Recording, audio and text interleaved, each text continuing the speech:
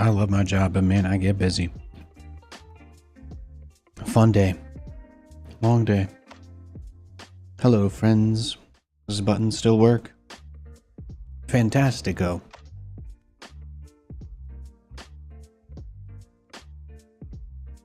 Turn the light up a little.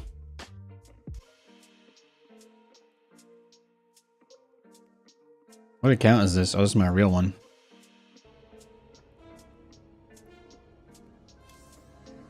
Do people still play? You think it's possible? Maybe I should queue unranked.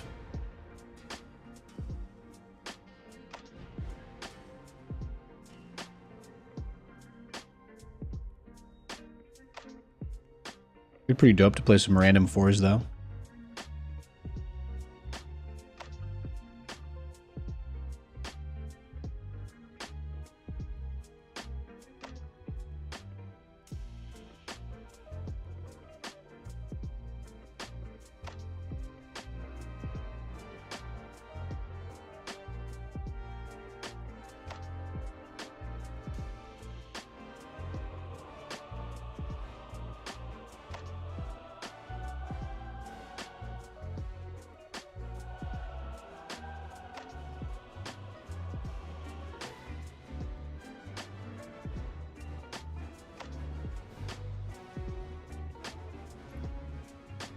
I figured with when I was getting on today, the easiest move would be just play this for like a couple hours so I don't have to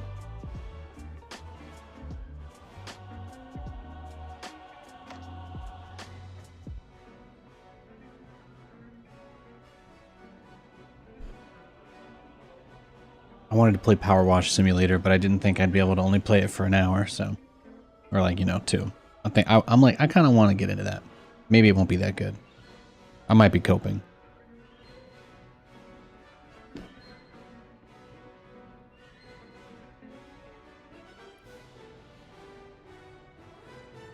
There's nothing better than trying to queue. Is the estimated wait time really 3 minutes? That's brutal, man.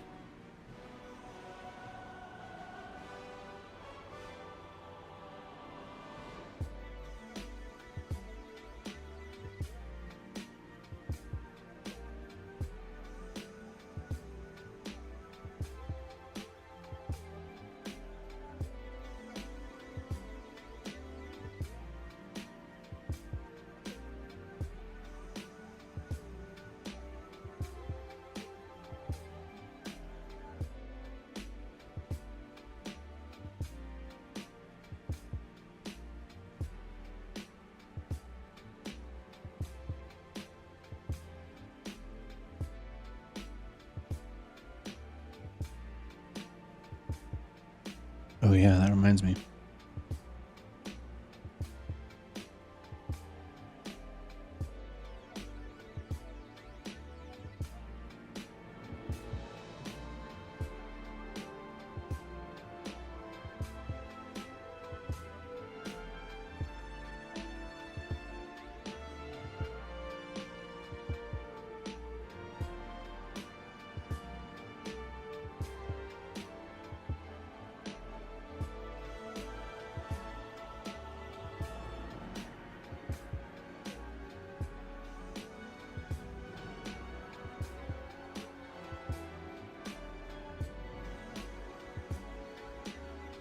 Man, was I reaching, guys? Was I reaching? Was I like flying too close to the sun trying to play StarCraft today?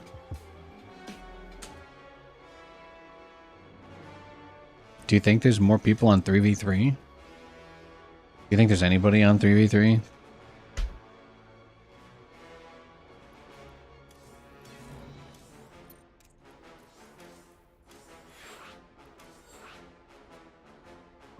Watch, I turn off my preferred server. I'm gonna get queued on Australia or something now.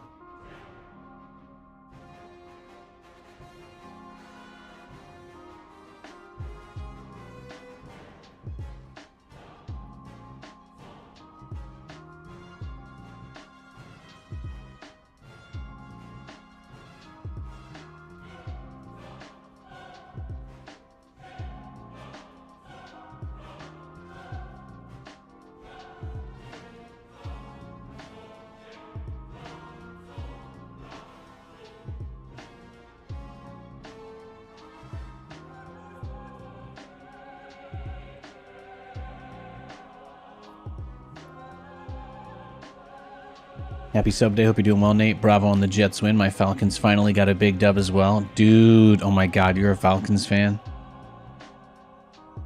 Wish I had a beer or something to toast you, bro. Oh my God. I was watching that game last night.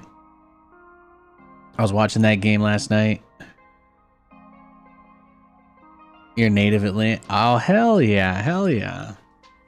Okay, a real fan. I didn't know you were a real fan. That's pretty dope. Or if you're just saying you cheer for them because they're local, that's also fine. You are a fan. It's just painful. Well, I tell you what, man. That game, when I think about games that gave me a high like that, yeah. I remember like the Jets had a game where we had 2 turnovers in the last like 30 seconds to get a win against the Browns. We had like a 10% chance to win or a 5% chance to win, kind of like you guys. But that, I mean, last night that was just, first of all, we all have to admit, we know it helped that Saquon literally dropped the ball. Saquon probably should have made that catch on 3rd down, if you know what I'm talking about. But hey, you guys took advantage of the opportunity. Barkley's a giant plant. I love Saquon. Saquon is a Jets fan, so I was really sad that we didn't find a way to get him. But I obviously think Braylon Allen's fantastic, and Breece Hall's obviously great. I'm a huge fan. I'm a huge fan of Saquon. But he dropped the ball, literally. But, yeah, what a game by the Falcons. I was really impressed. I was really, really, really impressed. Bijan Robinson is a beast. And I also really like, yeah. I can't name all your players. I can't name many of your players. But I know Bijan Robinson is fantastic. Your tight end is supposed to be pretty good, too. But yeah. Cousins finally pulled it out in the clutch moment. Yeah, I was gonna say, isn't Kirk Cousins? He's historically just always terrible on any primetime game, right? That's like his whole thing. All right, let's try 3v3. Let's see if there's. I come on here, I queue 4v4 for 10 straight minutes.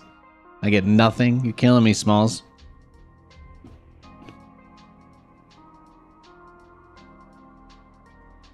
Can we get some AI generated players? Can we make it like Fortnite, where like a quarter of the lobby is bots, so I can feel good about myself?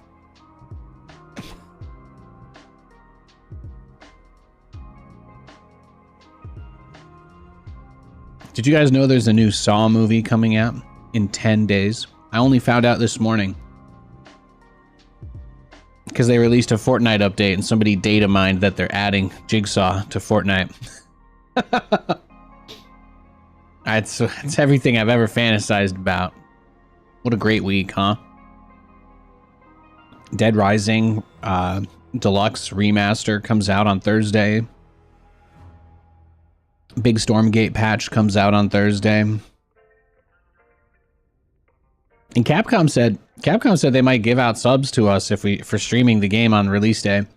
I've obviously already requested a copy. They're going to give me a copy of the remake for free. I'm not really obligated to do anything with it.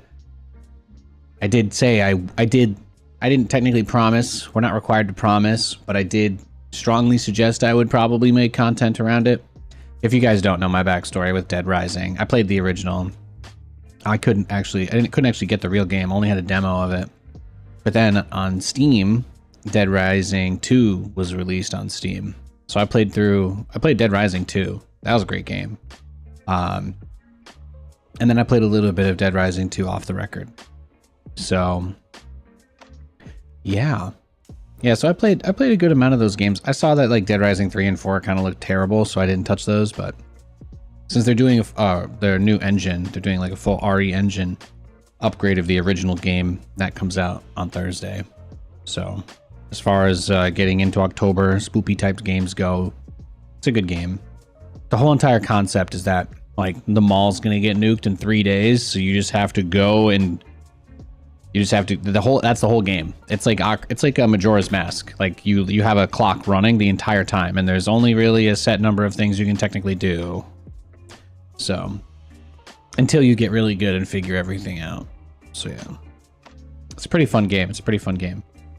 You figure it out by playing through it multiple times, basically. So the original concept for it was that anything is a weapon, since it's the location of the game is like a military cordoned off a Mall of America. It's like a giant mall, basically became like zombie apocalypse kind of a thing. So you get in there, you've got 3 days to get out. But yeah, it's not a bad game. Any notes on the Stormgate patch, or will it be a surprise? Well, they published. I really wanted to try and play like a 3v3 or a 4v4. I really wanted to try and play a team game. I did kind of get my hopes up that I would be able to get a game. As far as the Stormgate patch is concerned, I think they've given us some teasers. I was going to say they updated their roadmap. I forgot I turned off my Windows key when I have StarCraft running, so I can't open my start menu to open Firefox to show you the updated roadmap. The Frost Giant updated their roadmap for development of the game, and they reshuffled a lot of their priorities because of the feedback that they received.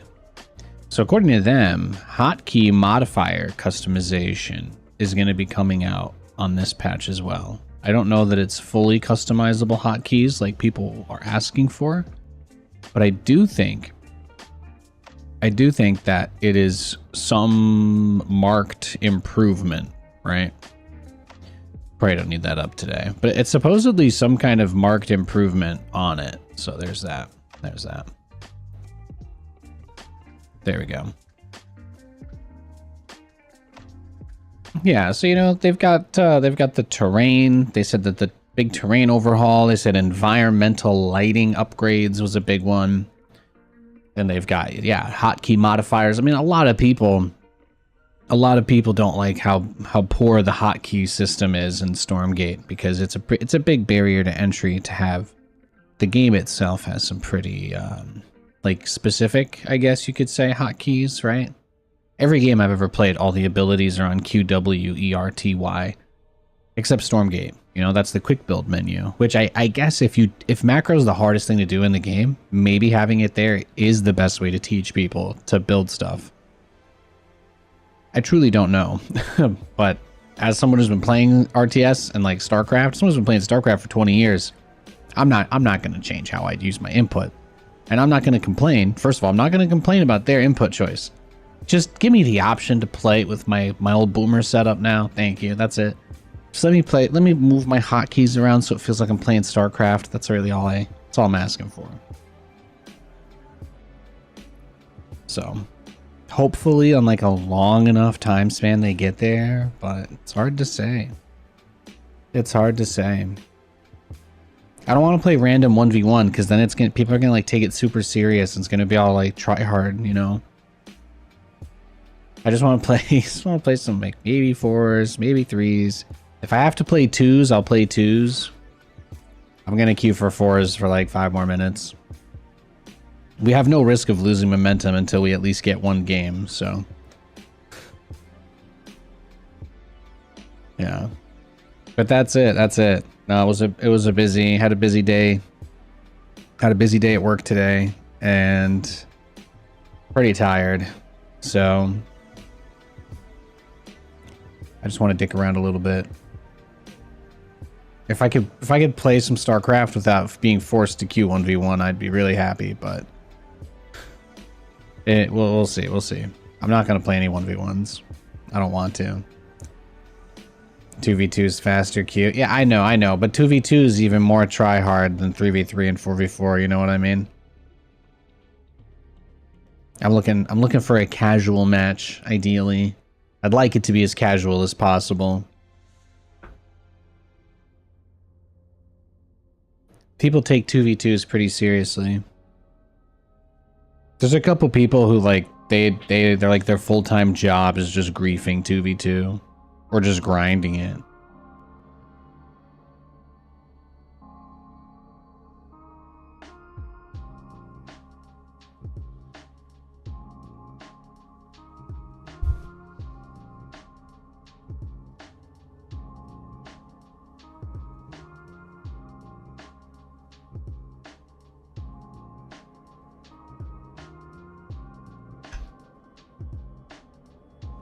So I'm trying to queue these modes a little. I guess there might be a custom. Are people playing like customs, the bridge? Oh, look at this. You know what? Fuck that. Fuck it. Let's just play this stuff. Oh, wait, isn't player the guy that's always angry? Whatever, I don't care. No, maybe I don't play with those guys. I like when partner leaves and you get eco advantage in 2v1. I keep forgetting in custom games, the dude with the name player, he's a deeply unhinged person. I have to remember that. The last time I got into a game with him on accident, I heard all sorts of words I'd never seen before. Big Game Hunters Zombie Classic plus Azeroth Caprulu. 6v6 AI, no air, zombies. Okay. No, it's full. I just want to play, I'm just trying to find a way to play some StarCraft. I'm looking. Squadron TD. Legacy Desert Strike. Guys, we're thirsting out here, aren't we? There's not a lot. There's not a lot going on. Let's play some Nexus Wars. Damn it, even that started already. I'm having a hard time. Megaton, Big Game Hunters. Sure. Hell yeah. I'm in. We'll see if people join this. I don't know. Where's that guy? There's a couple people who are always riding me, right? Where's the dude 215 and Magic Turtle? Where's those guys? They're always down to join my games. We'll fill this lobby up quickly, I'm sure. I hope you guys had a nice weekend, by the way. Hope you had a nice weekend. I had a haircut yesterday and some pretty late meetings at work, so I just ended up taking yesterday off the stream. Because I went and got a haircut. I'm sure you guys can notice. I was very happy to get that. I needed that. I was only gonna have time to stream for like 45 minutes, so I just decided not to push it. I don't have anything I'm like really excited to stream right now. I do think it'll be fun to play Dead Rising when it comes out, but I'm still mostly just waiting for the Stormgate patch.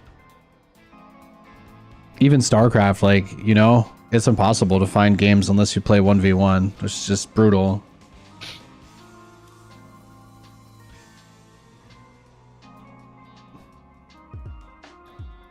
Let's see if anyone made new lobbies. Fastest top versus bottom. There we go. 3 Protoss players. Okay. US East, that's fine.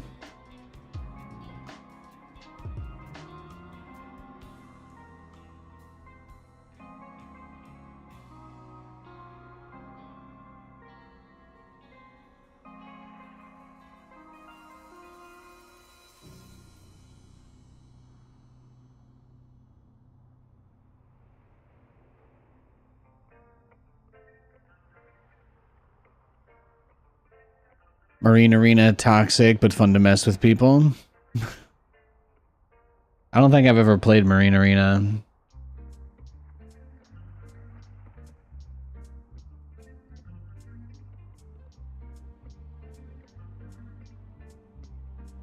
There was a huge update for my audio device today. They released version 4.0 of their software. It was on like 3.0.1 before. They updated the firmware of the device from version 1.07 to version 2. The noise gate actually does sound like it's functioning 2 to 3% better, which is nice. So, you know, take our dubs where we can. Apparently you can do virtual surround audio processing on it as well, but I wasn't going to mess with that 10 seconds before the stream, obviously.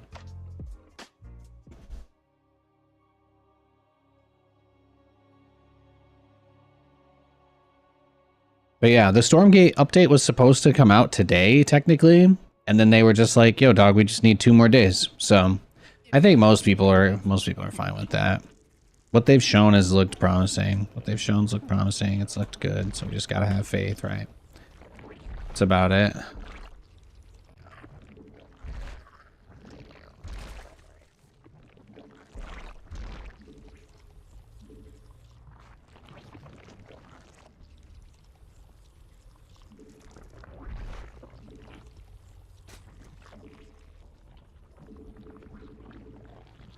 haven't played a fastest map in so long. What do you guys do? What do you guys do when you're playing fastest map and you get Zerg? Do you have strategy? You guys have a plan, right?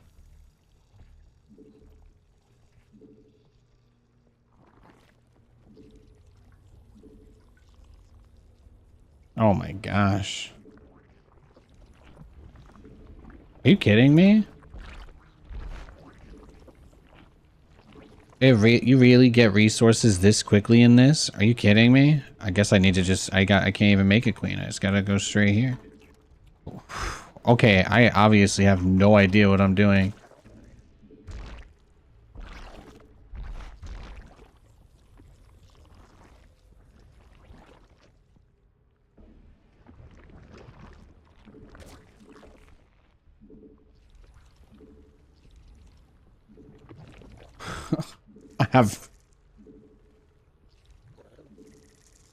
We're gonna learn today. Mass banelings? Okay. I can do that. Just get everything. Feels like we can just get everything in this mod.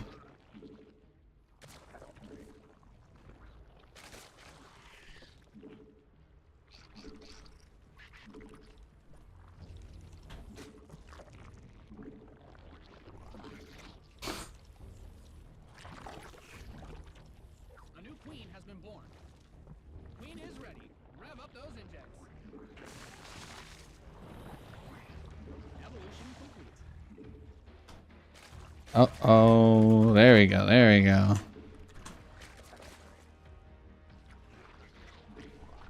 My daily nest is almost ready, lair's done.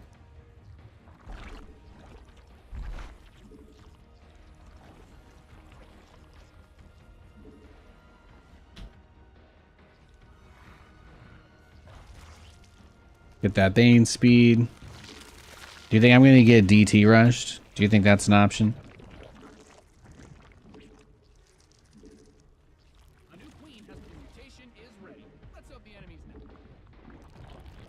You think I can just yeet the Banes in once I get Bane speed? Is that like that's a reasonable strat?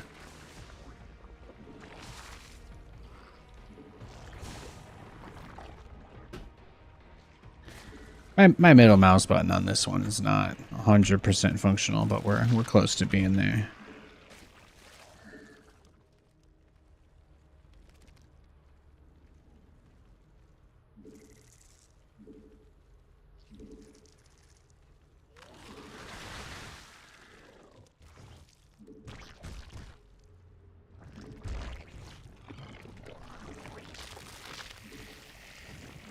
Just need as many Zerglings as possible.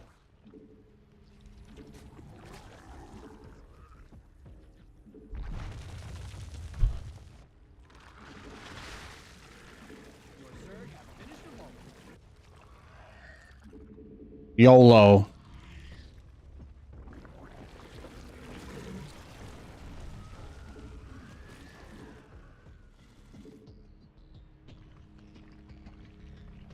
Did I miss a no rush 30 thing here? Just want to make sure I didn't miss that.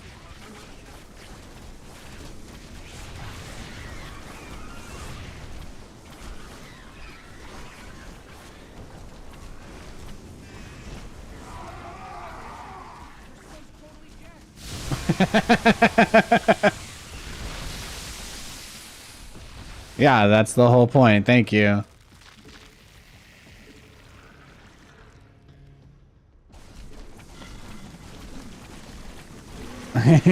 You see some banelings coming out?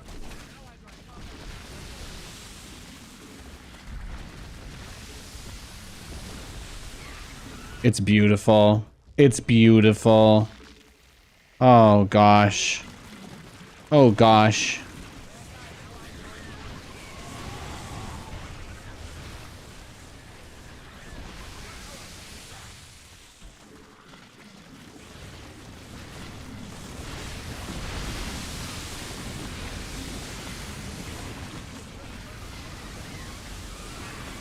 Oh, it's because they don't have the building attack enabled.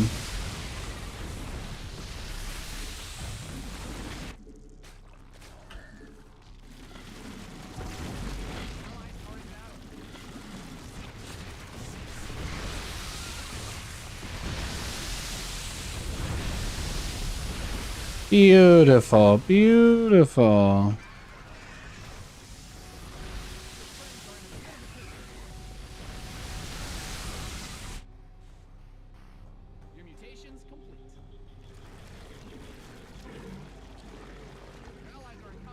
Where's my Ultralisk Cavern? There it is. See? See, guys? Nidus Baneling, just like Twitch chat told me to do. Do you guys think this strategy went okay, or was this a bad game? What do you think? Answer below. Or don't. Nobody's got a gun to your head.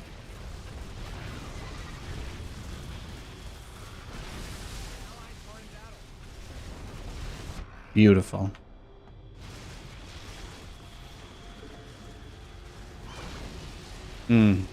Beautiful, beautiful, beautiful.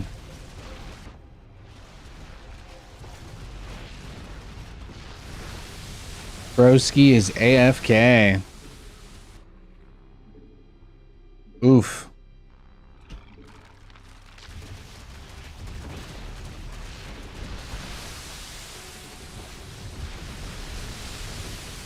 Look at that wanton destruction.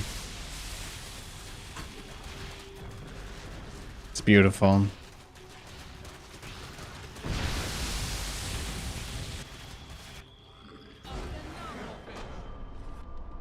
Did you guys think you were gonna tune in and see Nathan winning games as Zerg today? Was that on your dance card? You're like, no, I definitely thought Nate was gonna be playing Zerg and whooping butt with Mass Baneling. Definitely. I mean, I don't know why they all three played Protoss, but the APM, not great. I just hit the lotto. Nice, congratulations. I expect to see Nathanias winning at life. There you go, jacked back. There you go. What's up?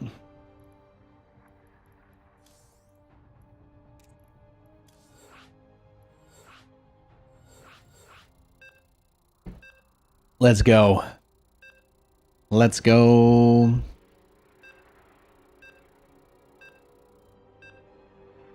Yeah,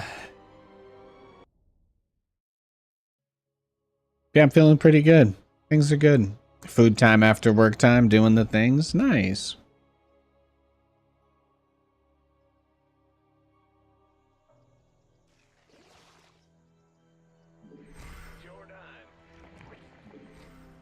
Yes, sir.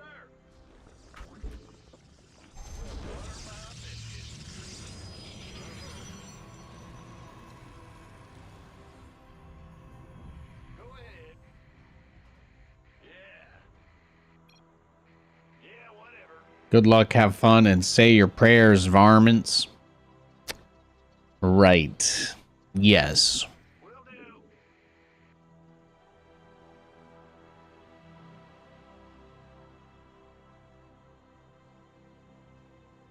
Mahalo. Whoa. What's this? Remove siege mode. How did I open the change log on accident? That's bizarre.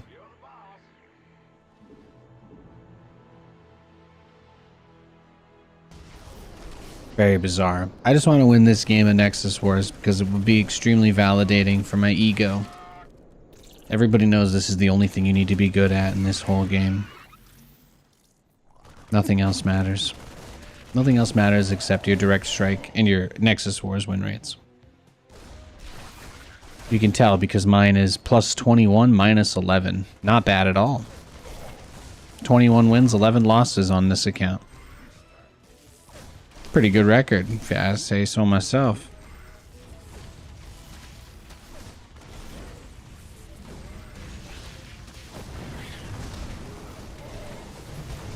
Got my little sentry guys popping off in his base.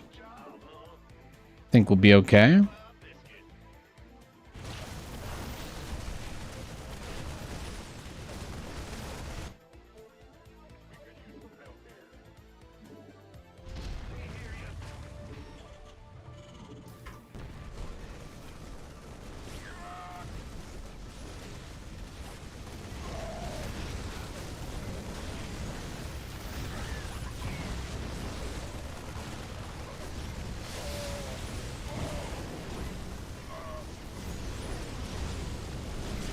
It's nice though. Katie's finishing up her work. She'll let me know when she's free, so it's like I finish up what I'm doing and then kind of just chill, take care of the dog and all that, get some chores done. And the hardest part is just figuring out what I want to stream.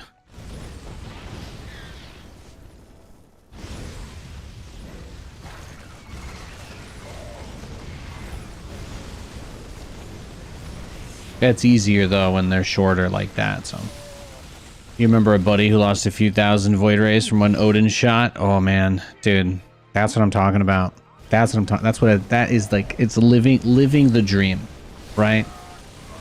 When you get an AOE nuke on top of a tremendously expensive stack of units that really should not be where they are. It's nice. How does the stream look, by the way, today, guys? Is everything coming through clear? I've done that. I've had so much in the way of optimizing or not optimizing happening. So just let me know if there's anything in particular that jumps out to you as being particularly better or worse or terrible. Or no, that setting definitely not good. But yeah, I gotta turn my gamma up a smidge. I think I had a few things reset because, as some of you guys know, I've been using a capture card. I've been using a capture card again, but I didn't like that the EDID of the capture card was getting pushed through and kind of bugging out my ability to use certain features on my monitor, namely 10-bit color. So I'm trying to make sure that I have that working. There's some SDR tone mapping that I can run over everything. I'm just trying to make sure that that's working okay. I got a splitter. I got an HDMI 2.1 splitter, so it splits the signal instead of using the capture card pass through. I'm just using a 2.1 splitter now, so that way it copies the monitor EDID, and I can use it. I can use the 10-bit color, 120 hertz, 4K, no issues, and the duplicate feed just goes. The duplicate feed just goes into the capture card now, so I don't have to use the pass through at all anymore.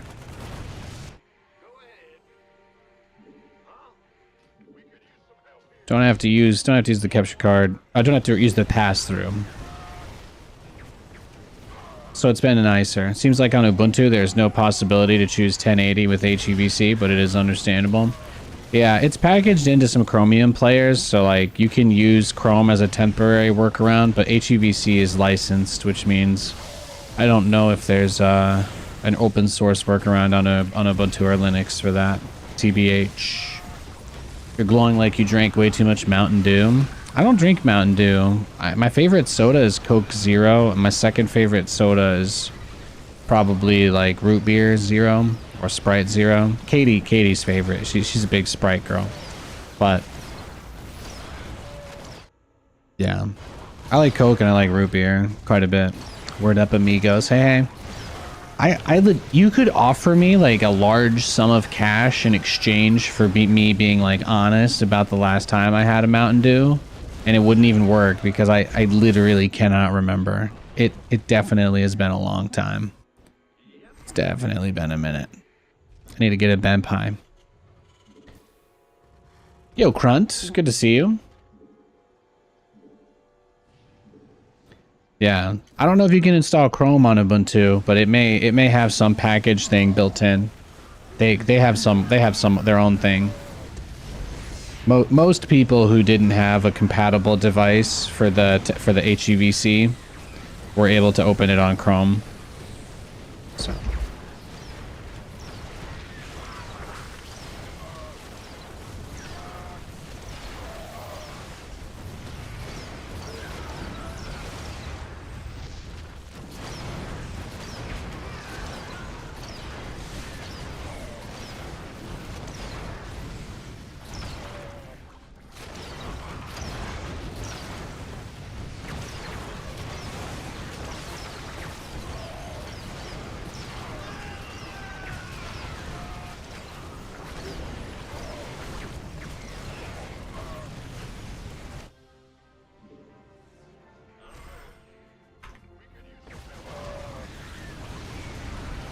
Gonna upgrade Ben Pie. I guess the combination of immortals, and specters is going to be like a single target nuke setup. But they've got a lot of tanks. We've got some immortals. I feel like over the long period of time, the immortals should still be pretty good. The Warhound is strong against the tanks. It's not terrible. It's not as good as the immortals, probably. But it also has a longer range, so it can play from behind a little bit. Goes without saying, the Warhound itself is pretty tanky. 240 health. Because it's 7 range, yeah. And then the burst as well. Not particularly impactful, though. I think you can see the immortal barrier is really nice to have. So maybe this is part where we just start making ghosts. Probably. If they don't make air, Nate, you're not gonna build Thors into this, you psychopath. Go battle cruisers if you're feeling frisky. Just do it. There you go. At least you'll be honest with yourself.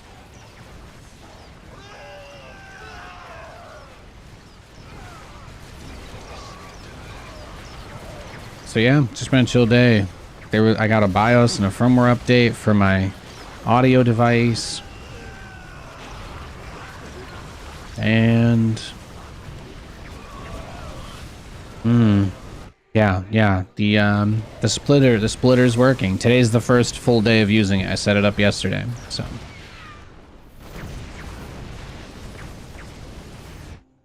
the only thing the splitter doesn't support is 144 hertz.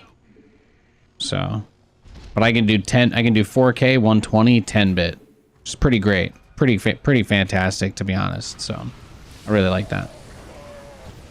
Hey, I found a river. Person dragged something. What? Oh my gosh. Somebody's posting some really cursed pasta in the YouTube chat. Guy named himself after the virus from Resident Evil 5.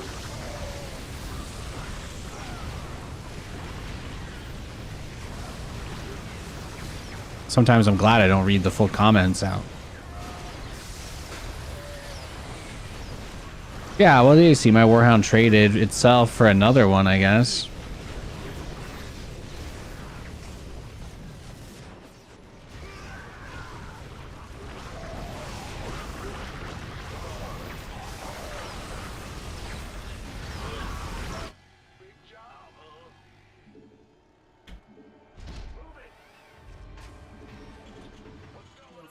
Sometimes it's funny to think how small time I am, but how big time my trolls seem to be. I wonder like how long I can go without being famous anymore, that I'll still have people who show up just to kind of like, you know, give me a little, you know, like that. It'll never stop, hopefully. That's when I'll know I'm really a normie again. A lot of people have given up on me, but not everybody.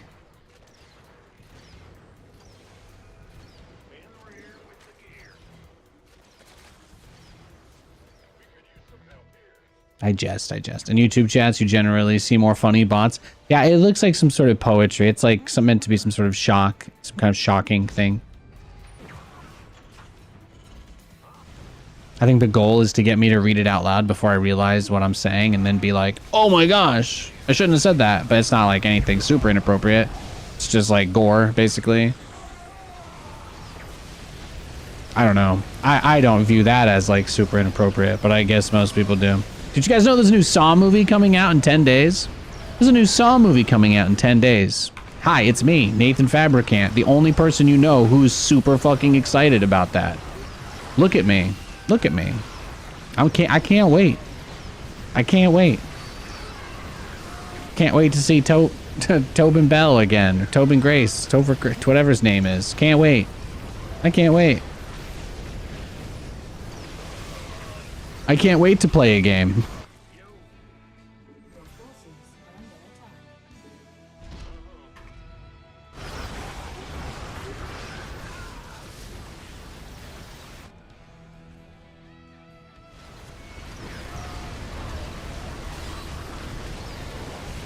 Yeah, I forgot to mention that. I only found out about that today. Apparently it got leaked in the Fortnite patch that they're gonna add Jigsaw. They're gonna put Jigsaw in the game. They data mined some files, and then the trailer got released today as well for the movie, so. Or something, I don't know. Actually, I haven't seen the trailer. Maybe it's not out. How have I not seen the trailer for this yet?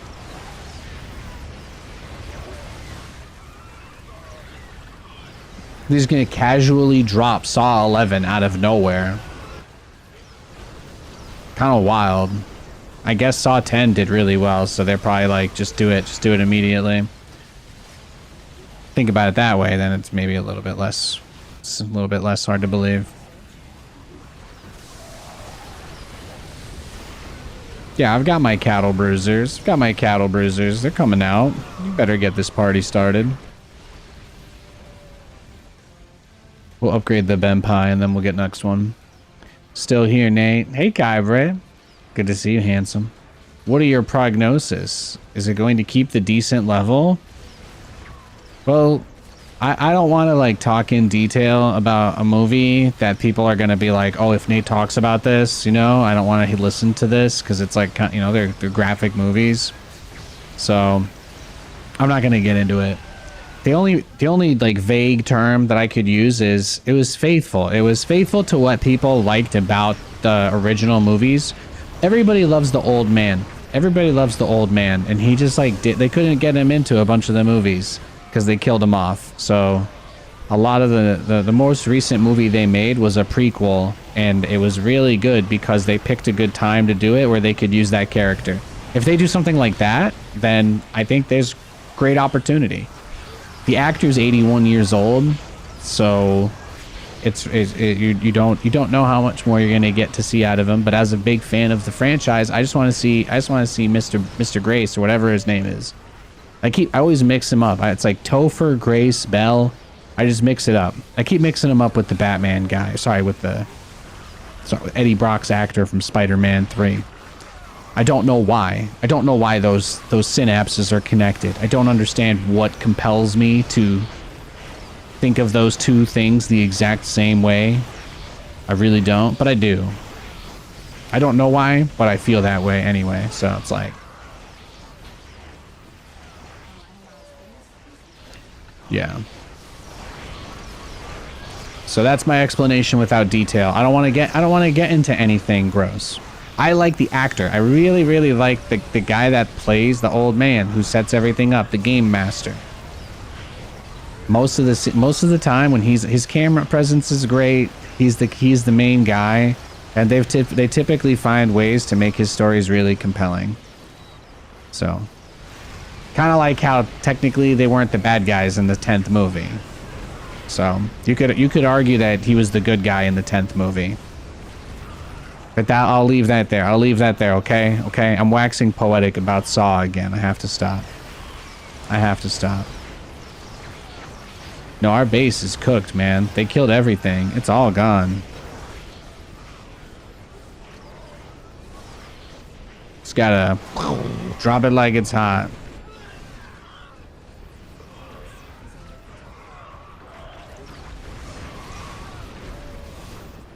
Trying to get any kind of setup here is just so futile, huh?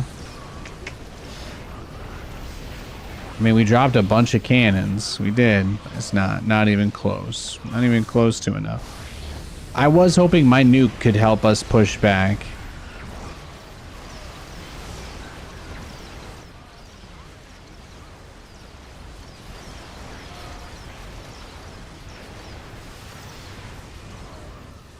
You don't see any trailers on YouTube that look legit? Yeah, I don't know. Maybe I got fake news here. Maybe this is all some like really elaborate scheme. I don't know what I'm being sold, or like, I don't know what the angle would be. Like, why would someone try to scam me into thinking a Saw movie's coming out in 10 days?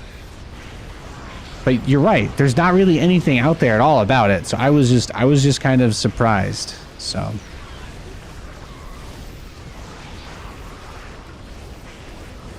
I was just surprised. I appreciate the validation there, because that is how I was feeling. So I was like, I don't really think there is anything out there about this. I don't know what the plan is, but it seems like it's happening. So I'm like, I just assumed the day that the day the trailer comes out, I would have just gotten a TikTok with the trailer, because that's, yeah. Once you search for enough just like movie clips, I just get movie stuff constantly, so it's really nice. That's my news source for films. That and r/movies, so I can look at the discussion threads the night that films are released. So I don't have to watch them, and I can just watch people complain about them instead. Now what I need to do is just upgrade my battle cruisers so that they just become Giga Megalodonus Chunguses.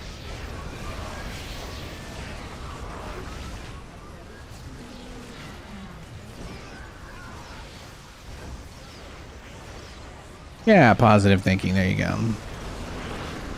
I've done my best. I've done my best to be a positive boy. I've done my best to be a positive boy. Look on the bright side. I think it's paid off. It's been paying off with some nice dividends this year. No, we're cooked. We're absolutely cooked.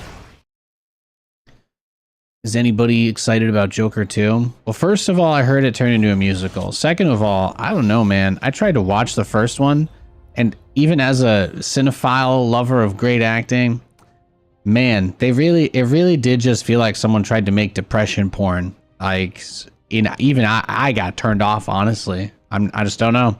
I don't know, whatever it is, it didn't connect with me. I don't have anything bad to say about it, but I don't think that was made for me. I did finally watch it, but I just did not hit the way it seemed like it hit for other people.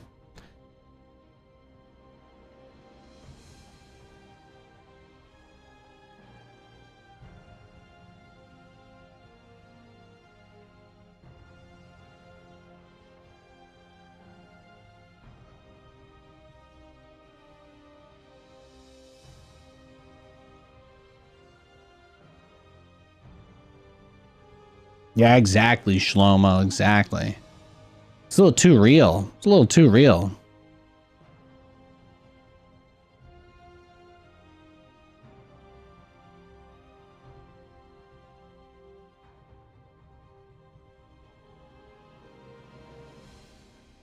Yeah, I probably didn't. I didn't like it because it felt less like a movie and more about like, let's just watch what happens when somebody just completely spirals down all the worst possible things that can happen to a dude. And I'm like, so it was just a lot. They achieved whatever goal they're going for. Again, nothing bad to say about it, but that's not. It wasn't for me.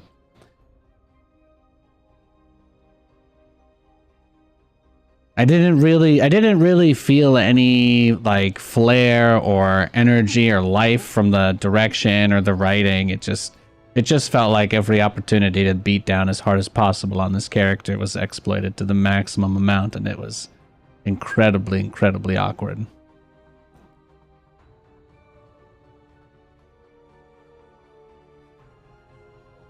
But I may have had that reaction because I myself am also a super traumatized dude with a lot of, childhood PTSD. So, hey, maybe that says a lot. Who knows? Who knows?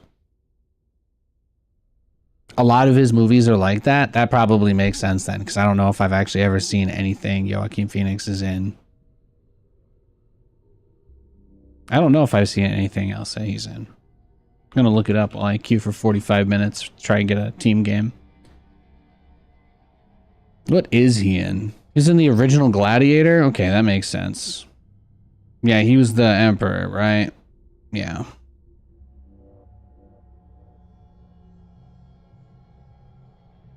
Yeah. He was the master. He's the a-hole dude. That's it. I think that's the only thing I've seen him in. Let's see what else we got. Okay, there we go. We found the filmography. Let's see. I might not have seen. Oh, he was in The Village? He's probably wearing a mask the whole time, though.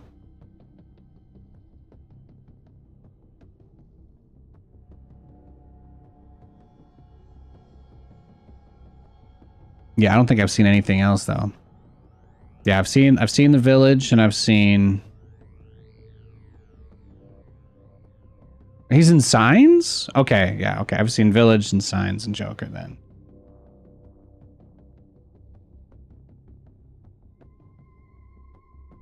And obviously Gladiator.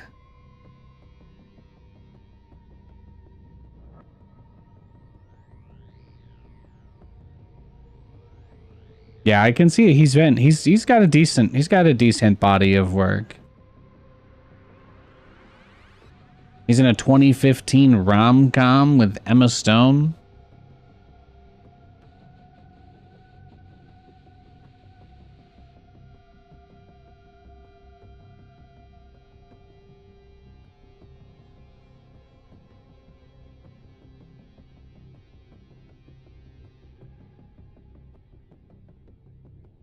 Fascinating.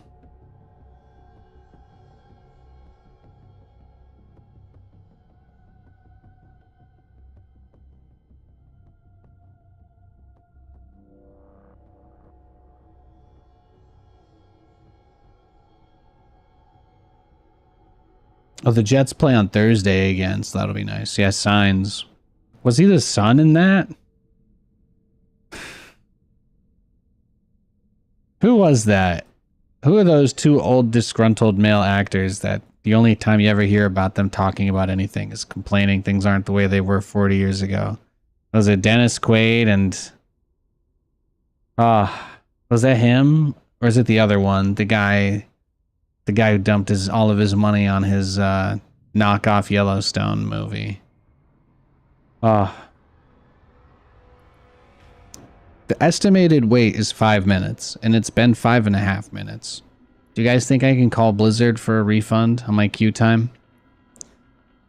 Think they'll give me this 5 minutes and counting of my life back, or am I screwed? Costner, Gibson. Oh, yes. Mel Gibson and Kevin Costner. There you go. Costner. No, Signs was Gibson, right? Or was it Quaid? Gibson, Quaid, and him play Stormgate and do a Graven Rush every game. I'm gonna play Stormgate when the patch comes out. I'm gonna play it when the patch comes out, okay? Don't tell me what to do. Signs was Gibson? Okay. And then Field of Dreams. Oh my god, we got a game. And then Field of Dreams was Dennis Quaid. If you build it, they will come. Alright, I got a Zerg, Terran, and a Protoss on my team. So there you go. We're already fully set. Everybody on my team is Masters. Everybody on the opposing team is Diamond. Is this a free win? Oh, they gave me Terran. It's over. Brutal. How could they possibly win? Giga Chad Megalodonus Thanius over here. About to drop the people's elbow on this hoe. Fantastic. It's over. Call him a caravan. The real Nathanias. It's always nice when someone says that. Like the old days. Yeah,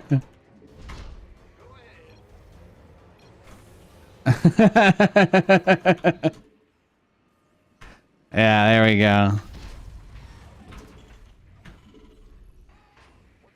Well, there you go, guys. There you go.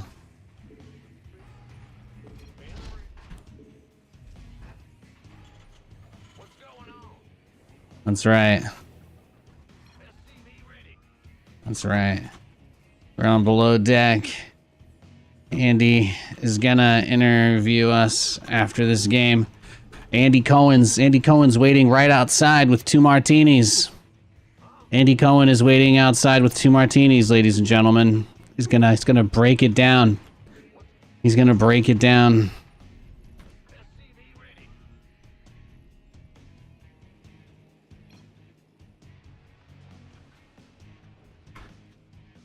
I'm letting them know. They got Captain Lee as the guest, so It's gonna be me, Captain Lee, and Andy Cohen. SC2 community in its whole glory. Yeah.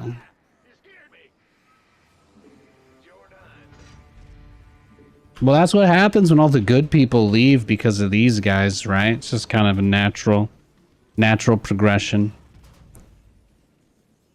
Without updates to get people back in the game, you know, eventually the player base dilutes itself. I love StarCraft. I'm never gonna stop loving StarCraft, but I mean, yeah, it's hard to get quality games nowadays, unfortunately. It just is.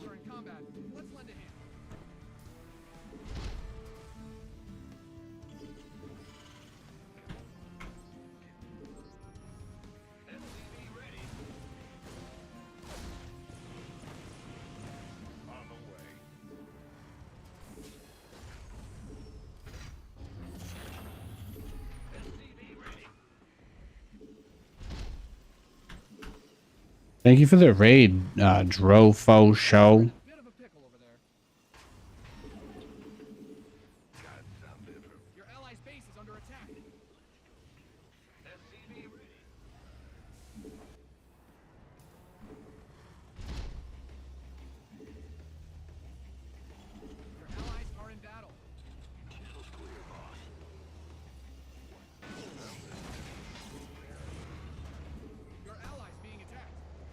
It's been forever. It's been forever since I've been a relevant StarCraft personality, but the fact that I still get people fangirling every time I queue up it's something that'll always bring a smile to my face, you know? It's like a reminder. I can always come get some free attention by just playing this game, you know what I mean? If I ever feel lonely, I know people will come find me if I just boot up StarCraft.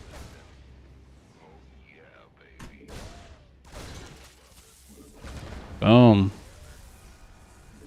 Oh, yeah, well, if we're stuck, that's fine. Let's just get as many probes as we can. Take it, we'll take it.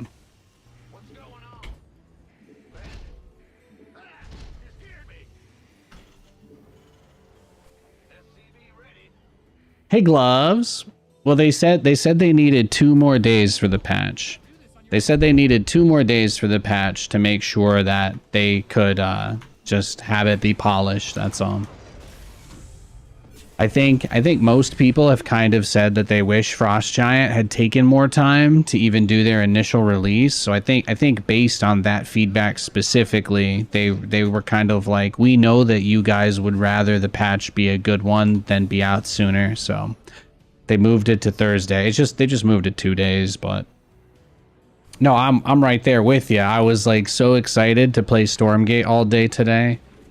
But, you know, if the game was going to be in a much worse state because of that, then I guess I probably wouldn't have wanted that. So I'm just happy, you know. Yeah, I want them to get it right, but yeah, I'm right there with you. I couldn't agree with you more, just so you know. You are not alone. I feel exactly the same way that you do.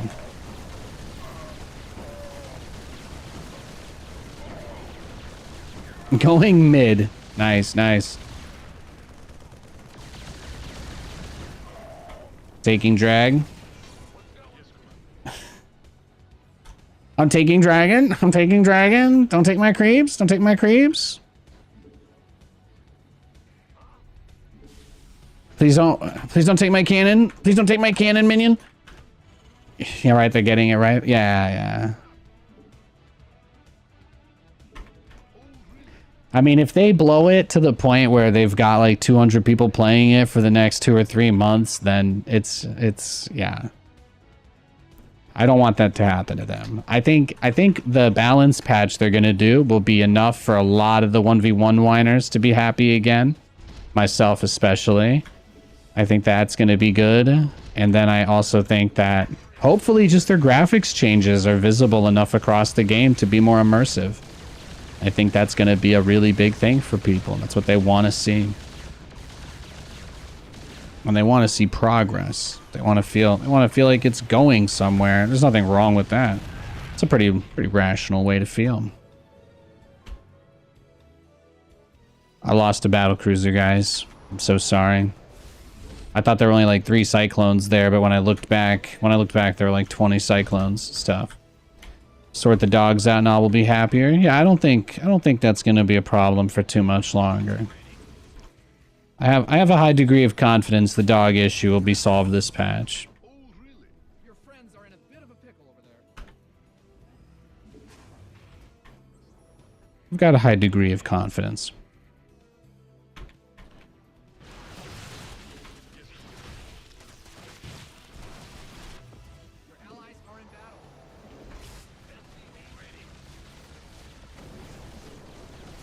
Whoop! Ah, oh, damn. Still gotta get used to it. Still gotta. It's just not there yet, huh, boys?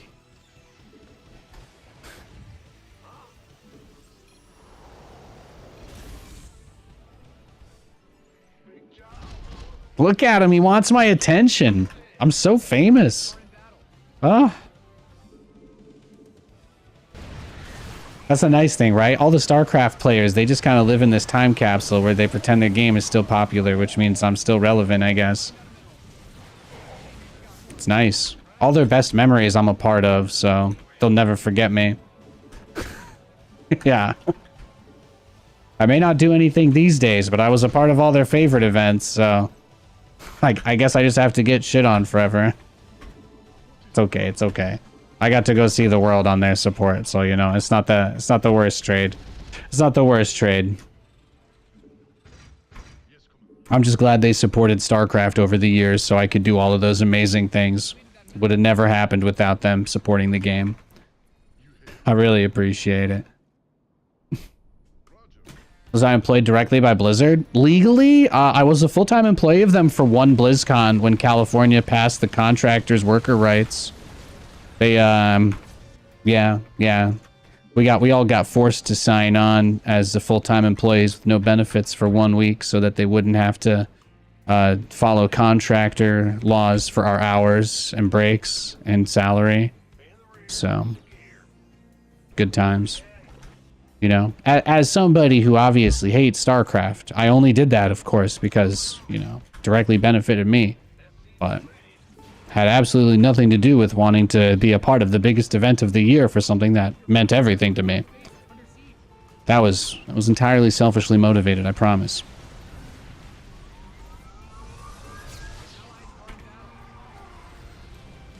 So yeah, technically I did legally work for Blizzard for a week.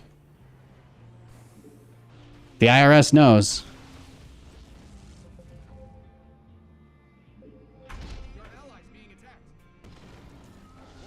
It's in my tax filing. Oh shit, look at that. Look at that. He's coming at me. He's coming at me. Look at that. Look at that. He's got the Hydras. He's got the Infestors. We got the mind control on the barcode. Look at him go. Look at him go.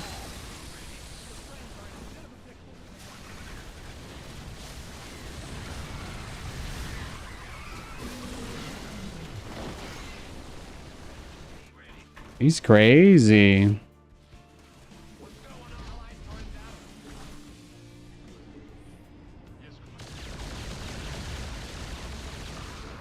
Crazy.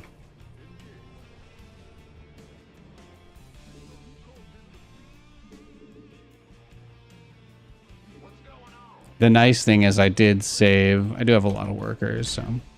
I was going to say I saved a lot of my workers, but I don't actually know that I saved any of them. I think I just saved some of them.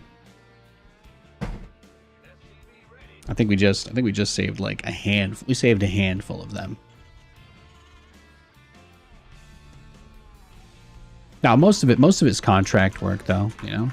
They would try to do as little for us as possible. Usually anytime you asked for something, the response was like, oh, you guys are going to think I'm just like hating on them, huh? You don't want to hear about this. Never mind, I'm going to stop. I don't want people to think I'm just hating on them because I'm upset or something. It's a fascinating thing to talk about what it was like working for Blizzard, but like any mega corporation, it was a lot of we're a family up until you needed something, and then you weren't a family. So I'm sure you guys are all familiar with that. You probably get that at all your regular jobs. So.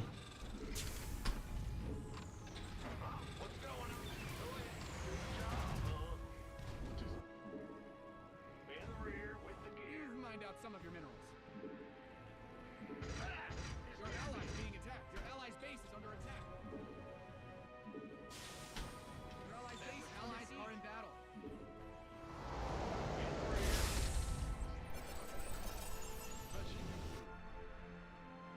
Your allies are in combat. Let's lend a hand.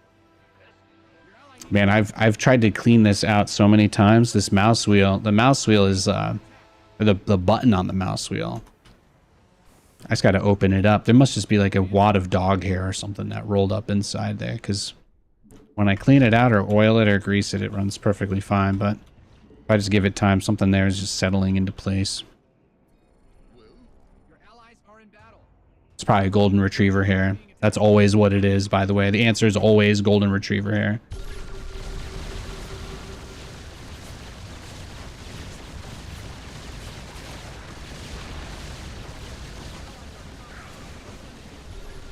Your allies' base is under allies are in battle. Your allies' base is under attack.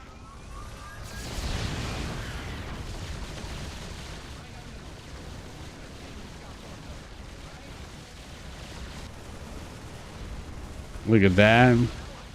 Got one guy going into Marine. He's got Marines and Thors. Little cray cray. Little cray cray. No, but it's really hard to move the camera with the middle mouse button kind of being stuck. It's the only reason I didn't use this mouse, but I've been trying to fix it up because I kind of like the smaller form factor on it, as you might imagine. Nice. Your allies are in combat. Let's lend a hand. Noise. Did that BC make it? Yeah, man. Pretty dope. You've mined out some of your minerals.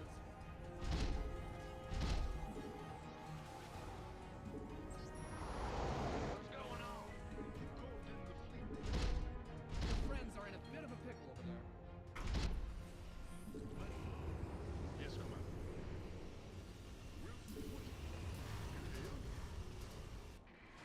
You've depleted that mineral.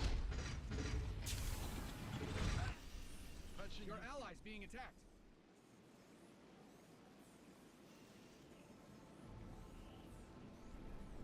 You mined out a mineral field. Good thing you've got more of those, right?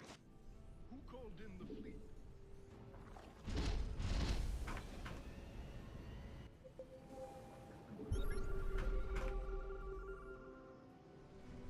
Yes, Commander. Your allies are in battle.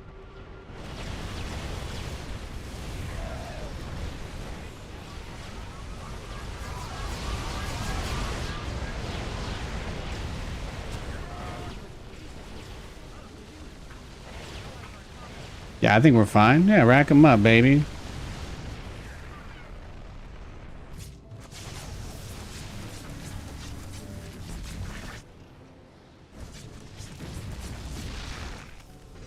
allies are in battle. Your allies' base is under friends are in a bit of a pickle over there. You exhausted that best team guy.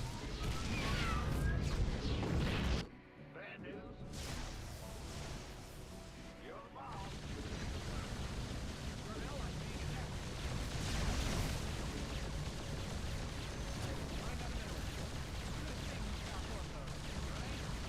right? Nice. Yes, Commander. Fantastic. Your allies are in combat. Let's lend a hand. Your allies are in battle. Did he Nidus and just immediately? Did he do a microwave Nidus? Bad news. Who called in the fleet? Your ally He microwave Nidus himself, I think.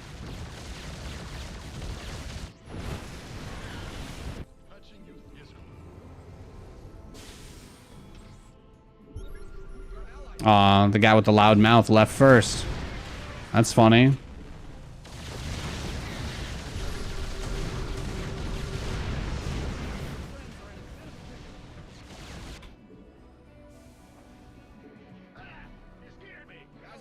I'll use the other mouse probably for the rest of today. I think I just need the middle mouse button too much in this game. I haven't noticed it that much in the other games I play. Moving the camera around in the RTS games, though, is super, super, super tricky without it. Your allies are in battle. And that's why we had the other one just right here. Needs help. You can't do this on your own. Boom. Who called in the fleet? Wow, this mouse is huge. Is under attack. Your friends are in a bit of a pickle over there. Feels massive now, actually, compared to the other one.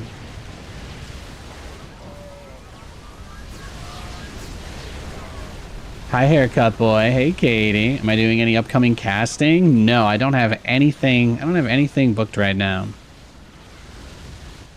The only person who reaches out to me about casting work, well, ESL. I did an ESL show a couple months ago, so maybe next year when StarCraft stuff comes back, or if they do Stormgate stuff, who knows? Who knows?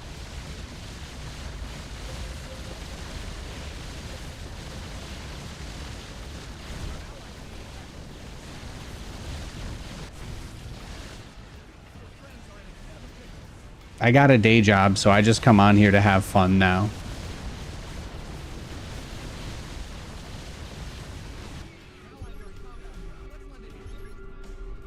Yeah, just finish him off. Let's go.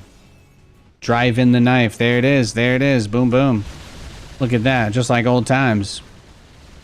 Just like old times. You know what they say about big mice? It's actually crazy how much larger this mouse feels compared to the other one. This room gets really hot too, though. I have my sweater on because it's like really chilly in the mornings. We start really early, I guess, is the easier thing to say. And then I take Lewis out and it's cold, you know. And then I've got like my window and stuff closed, and then I'm like, yeah. So I just need to put the window fan in, and I think everything will be fine.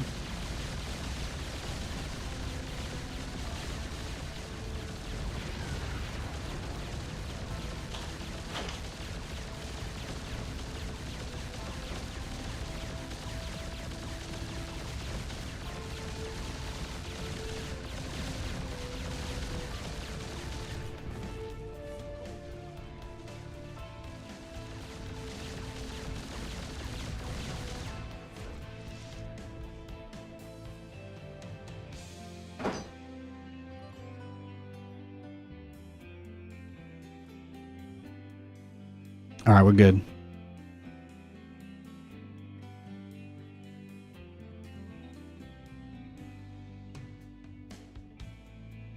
Yeah, I was, the thermostat's like, it was like 80 in here, so.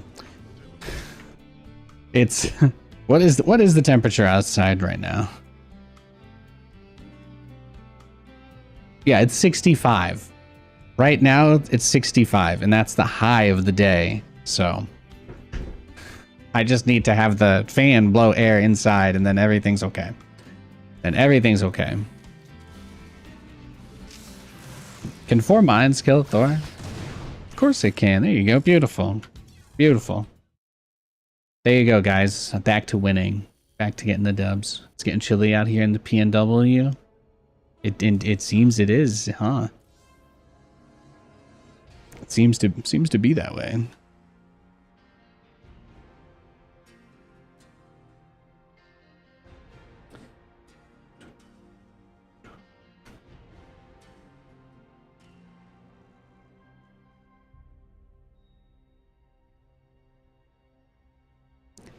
That one only took, what, like 8 minutes to find a game?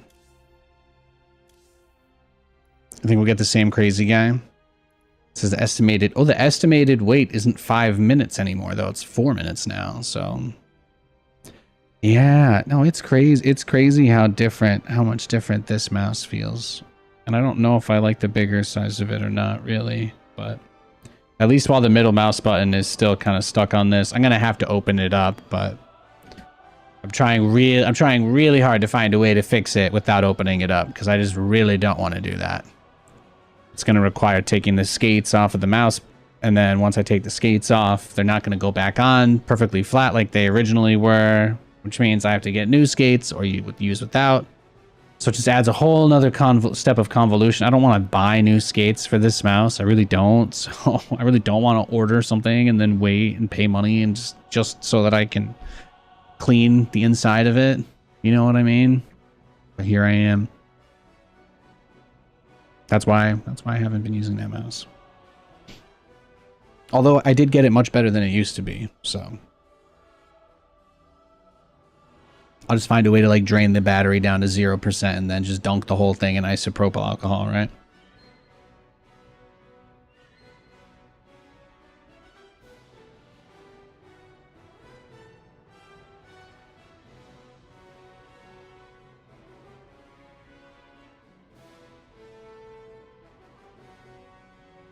Let's see. Well, any good custom games running?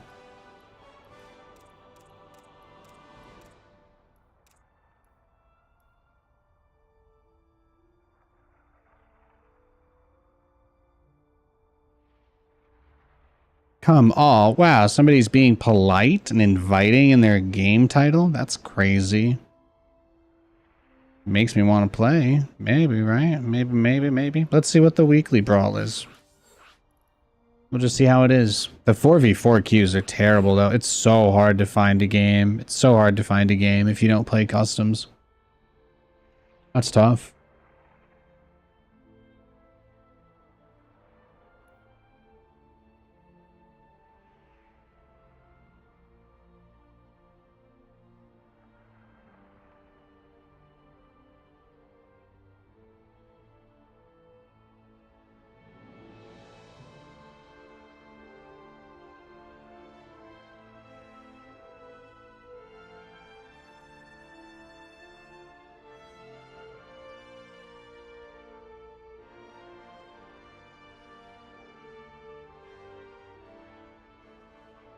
Oh yeah, Grand Theft Auto Online added anti-cheat, finally.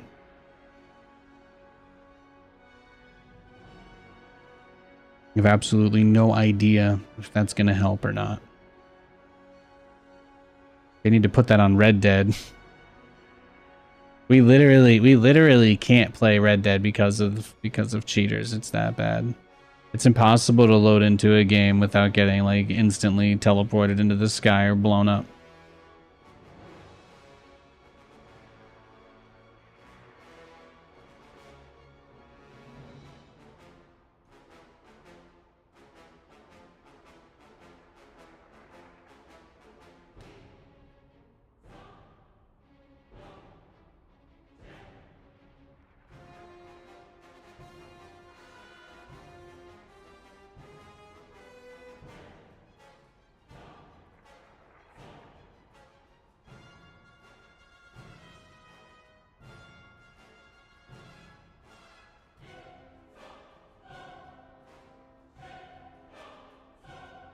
All right, I guess this lobby's not meant to get full.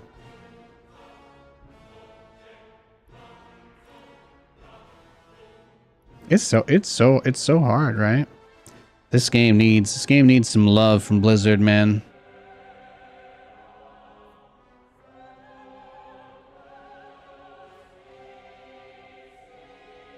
When the only thing you want to do is play a non-stressful game of StarCraft, and it's just every lobby is just can't get full. It's tough.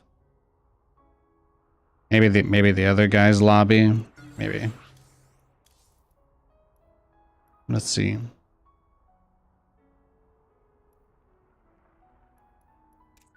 Maybe this one? No.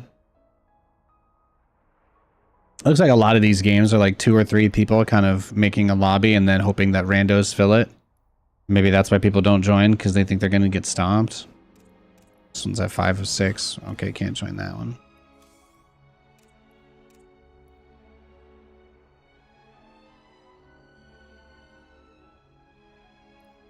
Let's see, maybe somebody's on co-op. Just do a random one. We'll see if the queue for this is better than anything else. I can't play Direct Strike. Can't get a 4v4. It's tough. It's tough. Nobody's playing StarCraft anymore, huh? It's a 1v1 only game. Tragic.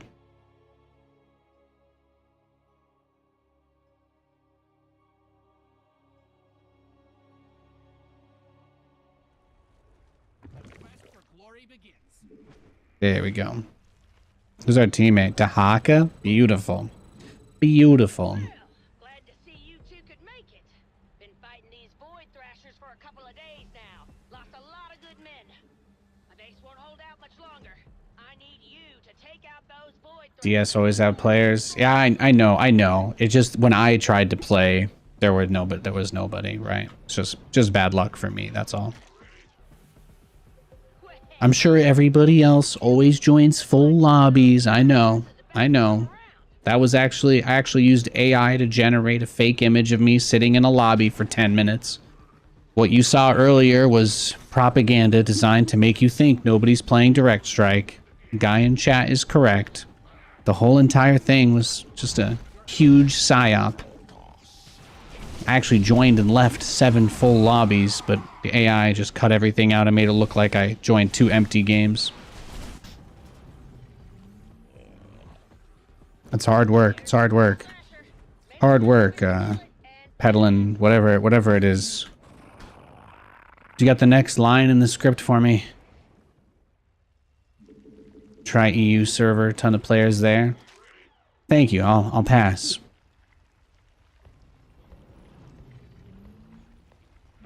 The good thing is I was able to find a game to play, so it wasn't that bad.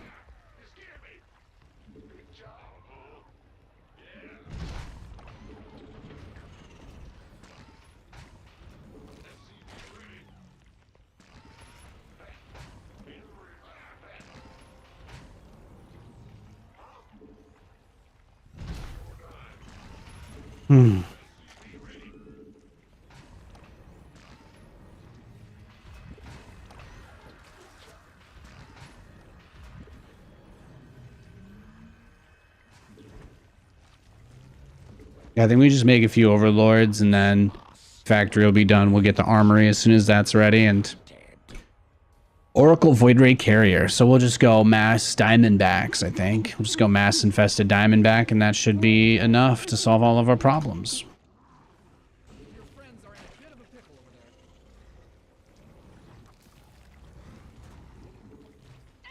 More rips. Thrashers can't be far behind. Get ready to torch them, would you? Allied add-on is complete.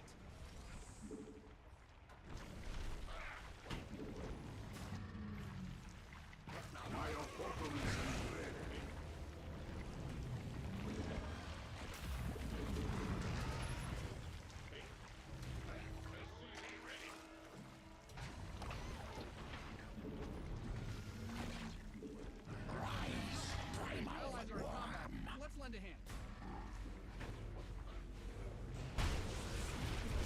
Oh, look at him. He's going in. Yeah, we'll support him. We'll support him a little. Let's give him a little love. This Tahaka is pushing it to the limit. He is in it to win it. He's in it to win it. Oh, yeah. Mutations complete. Crazy. Look at him go.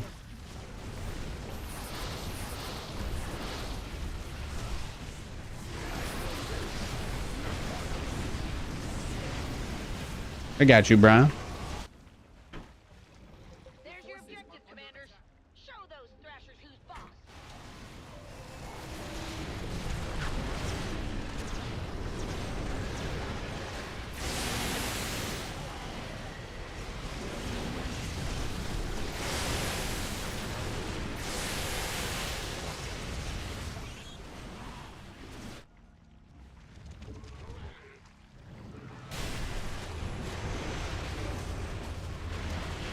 Beautiful, beautiful. Enemy forces are moving towards our base. Think I hear some void thrashers knocking on our door. Let's get ready to answer.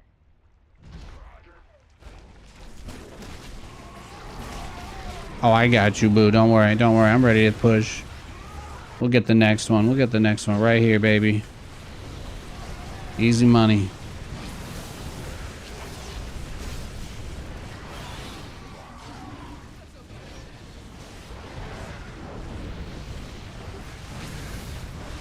Thrashers, commanders. Let's light 'em up.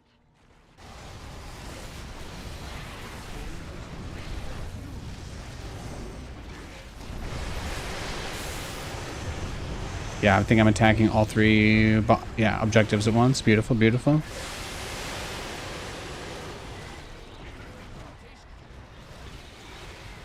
have defeated a Void Thrasher.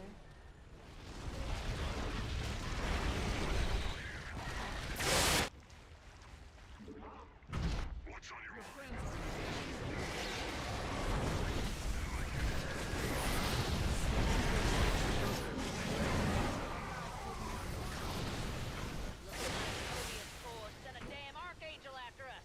Gotta bust that thing up before it causes too much trouble. Taking some serious heat here. Void Thrashers ain't letting up. Void Thrasher defeated. Looks like that archangel is making a break for it. I reckon it'll try repairing itself till you engage it again. Ha! Just goes to show, no piece of hardware is half as good as the pilot inside it. Man, how many of these Thrashers are they gonna send? Better get ready to handle them.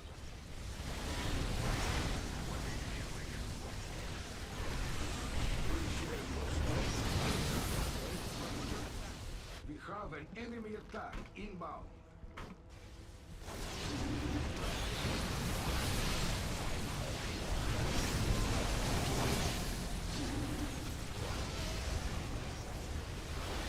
Looks like the Thrashers have arrived. Let's kick them back to the void.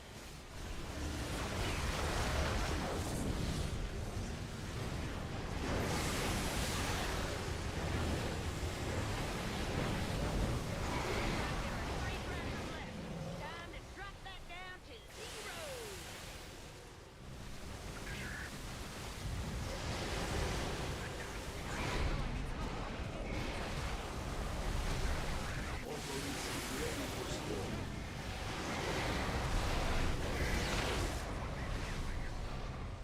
That's the last of them. GG.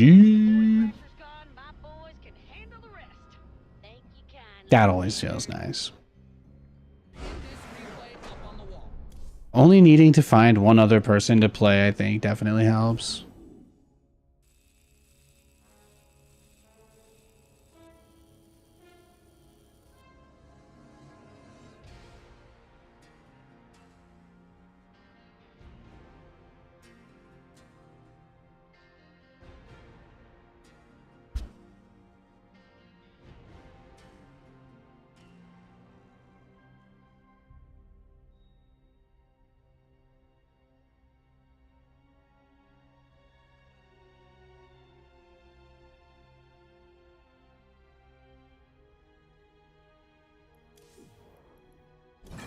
Stukov's so fun. Dude, he's my absolute favorite. He's my absolute favorite. We could try 2v2. We'll see. We'll see. I just assume that I'm going to get matched with some jabroni that's going to be like, you know, super upset that I don't do whatever he tells me to do. I just want to play. I want to play the game, but I don't want it to be like the Giga try hard mode, you know? So it's just hard because it's hard to get that in StarCraft.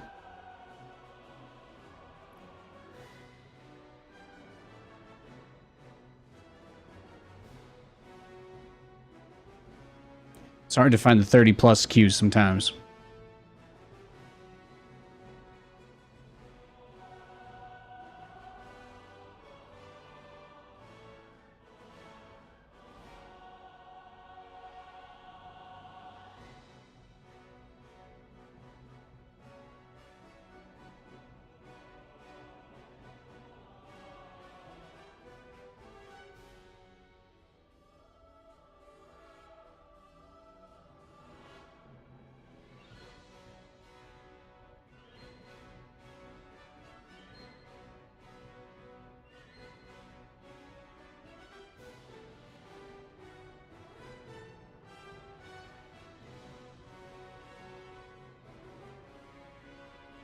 Anybody ordered a new edition of D&D?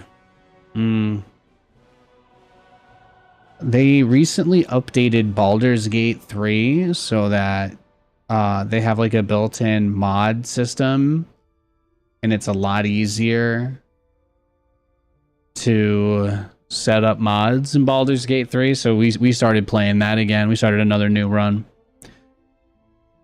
You know, for me as a pretty high-tech person, using something like Baldur's Gate Mod Manager just to play the game is not like the end of the world. I've done that a bunch with other things, but you know, having to explain to my wife that she needs to run a third-party program and then like go into a menu and hit launch and then make sure the order is correct and stuff and doesn't reset itself and blah blah blah. So I was like, oh, they integrated the mods into the game. There's not as many of them there, but there's still a lot of nice ones, like unlocking the level curve and getting all the, you know, the outfits and stuff. Because we just kind of like to slay together, you know what I'm saying? I got the mod where we started the game with all the outfits, so we could just look super hot and then go blow everybody up and learn all the abilities to turn people into zombies. That's what I'm going to do.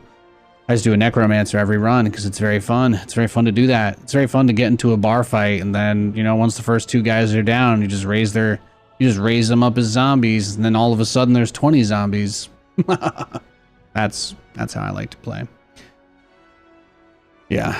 Oh yeah. People found they accidentally leaked the map builder that they had to cancel because Hasbro told them they weren't allowed to. But the files were left inside the game that you could just barely access.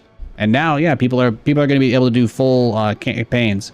People are going to be able to make full custom campaigns in Baldur's Gate. Yeah. It's likely that at some point within, I would say it might take a while, but I'd say at least within a year, there'll probably be one really popular fan-made Baldur's Gate campaign. It's kind of dope to think about.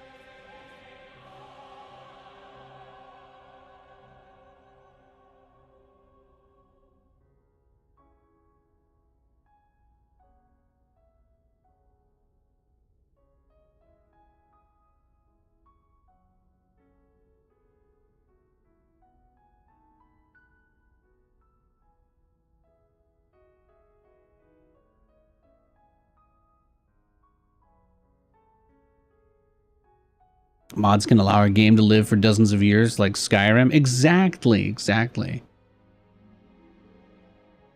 I think it's really easy. It's really easy to underestimate how important something like that is for a game to have the kind of longevity that Skyrim has. I am the last person with any credentials to speak about Skyrim, but I'm going to drop my astonishingly hot take. I'm going to drop an astonishingly hot take, guys, and I'm going to say it. The game would not be as popular without the mods. I know. You can tell me how great the game was without any mods at all. I still think it would have been less popular without them in the long term. That's all. You know what I mean? I think that adds a lot of value for people. I have gone back and done... Have I ever told you guys about my favorite New Vegas run? Of course I know how to mod games. I have a you know, when I was getting my big caster paychecks, all right? When I was getting that 5G drop after the WCS finals ended, let me tell you where that was spent. I got a lifetime Nexus Mods membership. And you better believe You better believe. How long did we queue for this game? Can we see the time anymore? We queued like maybe 15 minutes for this 2v2, by the way. We queued like 15 minutes.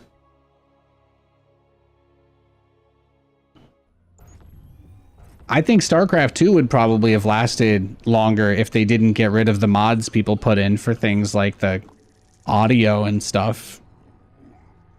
I don't know if you guys know that, but there used to be mods for models and music and skins. There used to be a bunch of stuff like that in StarCraft.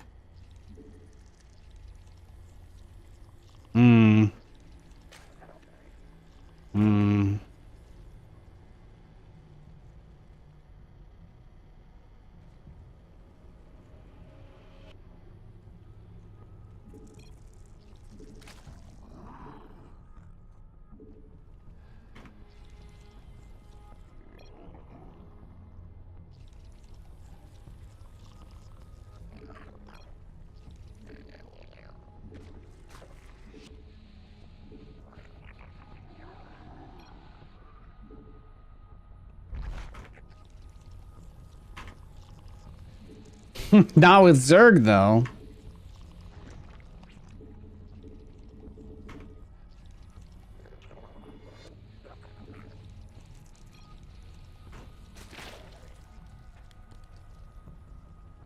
There you go. Okay, I'll admit. Okay. Oh, it's true, guys. It's true. I only ever peaked at Masters 1 with Zerg. That is true.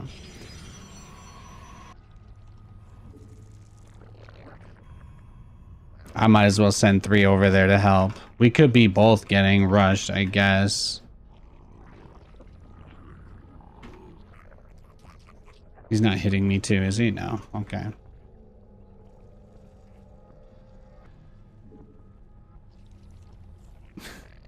You never know. Do you think things like NASL, if done today, under the condition that SC2 would be as popular as it was then, and do pay-per-view, would it sell? Are you asking me if I could sell a product with a guaranteed audience that never gets smaller, ever? Yes. I could make a lot of money. Yeah. And NASL would probably make a lot of money if they had an infinite base to draw from that never got smaller. Sure. I think almost any company in the world would be wildly successful with that kind of user engagement, TBH.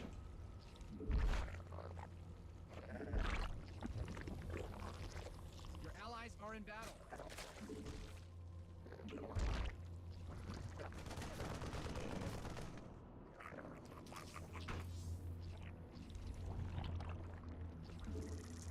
A new queen has been born.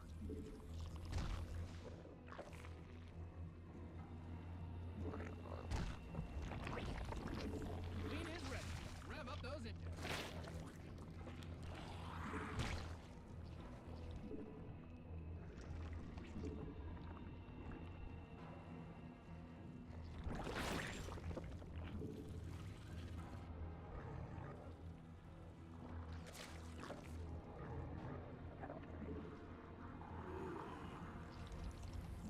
But like the reality is, it's like, how about this? If you guys had to pay to watch the next Home Story Cup, what's your limit?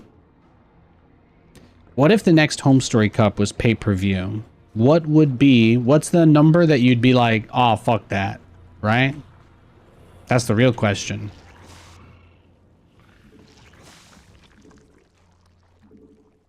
If it was 20 bucks, you'd be like, no way. So if they said it was $15 to watch the whole weekend, do you think you'd break?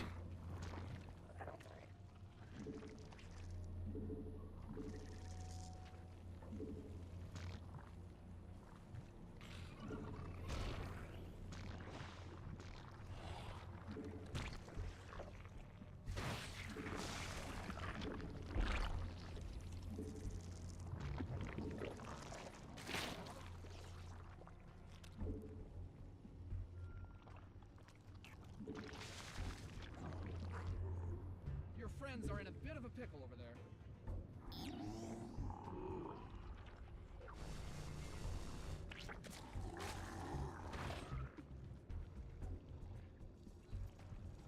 Cyril gets it every game, right? I should too. Let's lend a hand.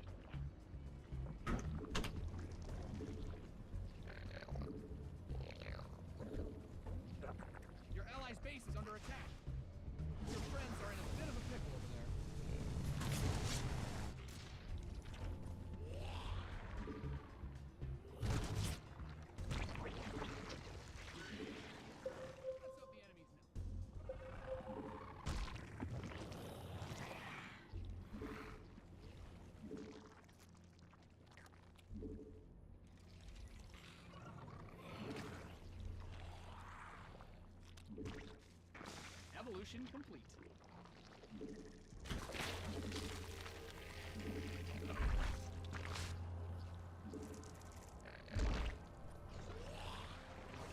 I haven't played a game of Zerg in a long time. It's kind of nice. I just Ravager cheesed my way to Masters. It was pretty easy, to be honest. And then I went and asked Mutaverse Protoss players because they didn't really have a good counter to it for a long time.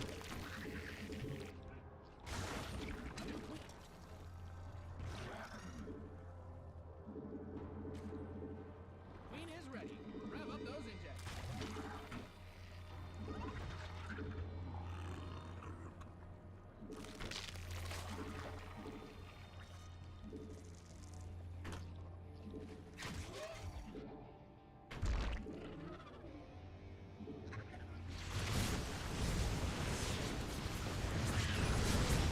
Yeah, we're fine. We're fine. It's not bad at all. Good splits. Good splits by Nathan. I don't have Zerg hotkeys, really, but that's pretty much the only issue, I think.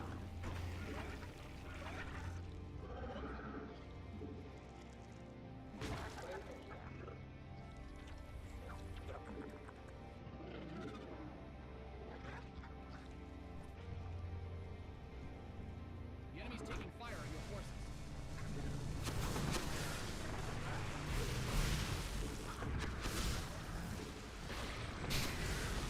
Yeah, it's a little tricky to hit the Void Ray with Ravagers. I'll admit it. I'll admit it. Not morph that thing. Man, we look like the same, huh? With the teal purple thing.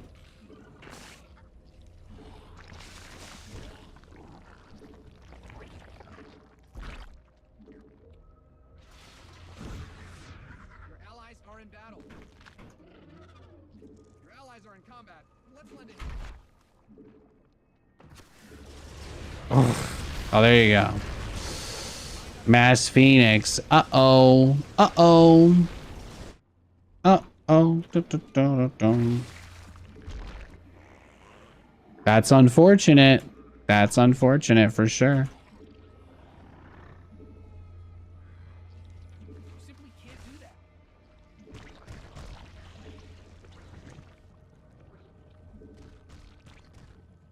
We'll just go with Parasitic Bomb, right? Allies are in battle. Allies are in combat. Let's lend a hand. You've depleted.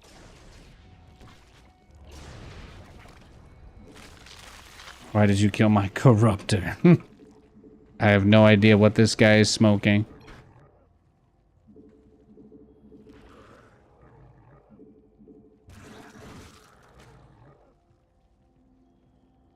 I did not mean to kill a Spore. Sows. I have no idea what he's talking about. If I killed a Spore Crawler, please someone make sure my family is taken care of, okay? For judgment is passed. Thank you. Mind out some of your minerals. I would hate to anger the Zerg Cabal again. I barely survived my last scratch with them.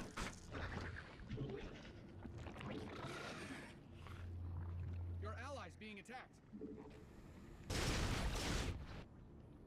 I mean, he doesn't have that much. I guess it would be better to go with like hit squad type setups. Transform them all. Buy as much time as you can. Yeah, he's going for the overlords. Oh, he wants them big time. He's going for the all my overlords. I'll kill the overlord strategy. Perfect though.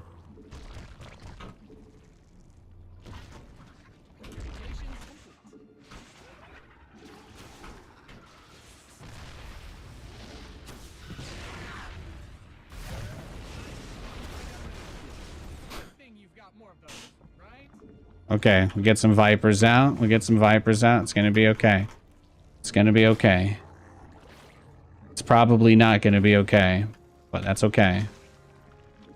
Oh yeah, well now that we have all this energy stacked, we just injected a bunch now, and then we don't have to inject for like 5 more minutes. So this is gonna allow us to focus a lot on the engagement, a lot more than we'd normally be able to. So the larva stacking mechanic is really nice for situations like this. I won't have to think about injecting for a couple of minutes. It's gonna just automatically do it for me.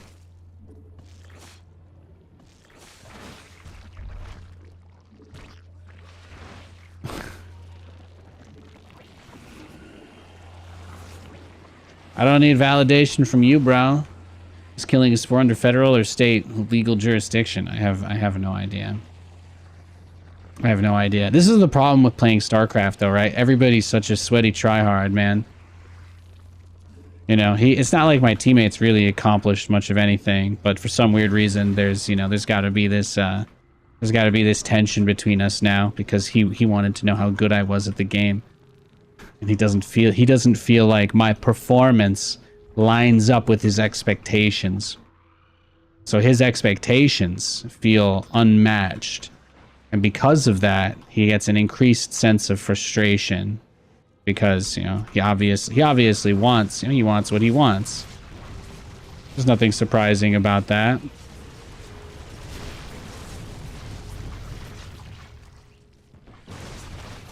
There we go.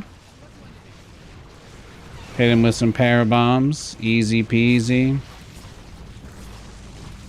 Easy peasy.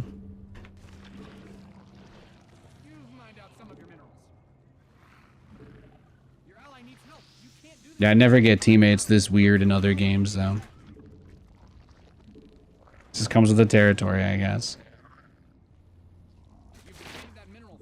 CC captions are quicker than his words, which makes me think that he reads the script. It just means your computer is slow at decoding the video, that the caption feed comes in faster, that's all. I'm encoding in high efficiency video codec, so it's possible that if you're watching 1080p on a lower end device, even if it's working, it might just take a little longer to decode. Might take a little longer to decode because of the additional overhead. It's more data efficient, but technically it takes more performance to encode that way, if that makes sense to you guys. So it lets the stream quality technically be better, but it also means that there's more processing load on the viewer and the streamer. So that's why there's a lot of devices that don't support HEVC content. So aside from licensing, obviously. I'll take some tanks. Hell yeah, bro. Take him. We'll take him. Easy peasy.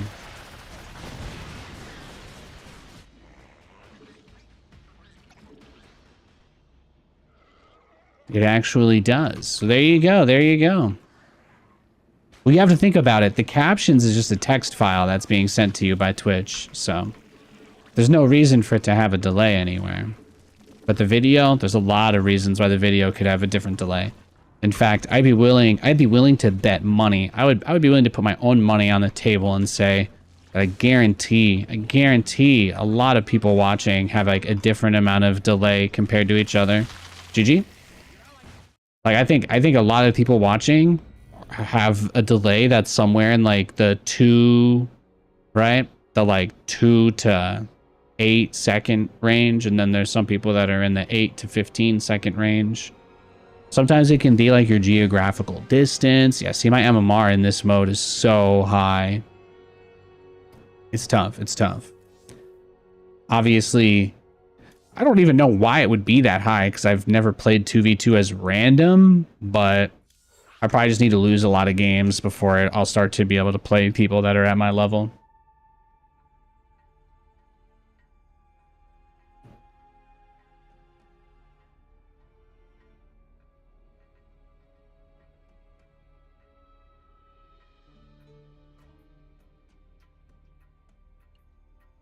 But it would definitely take longer to decode HEVC than it would to decode AVC, so.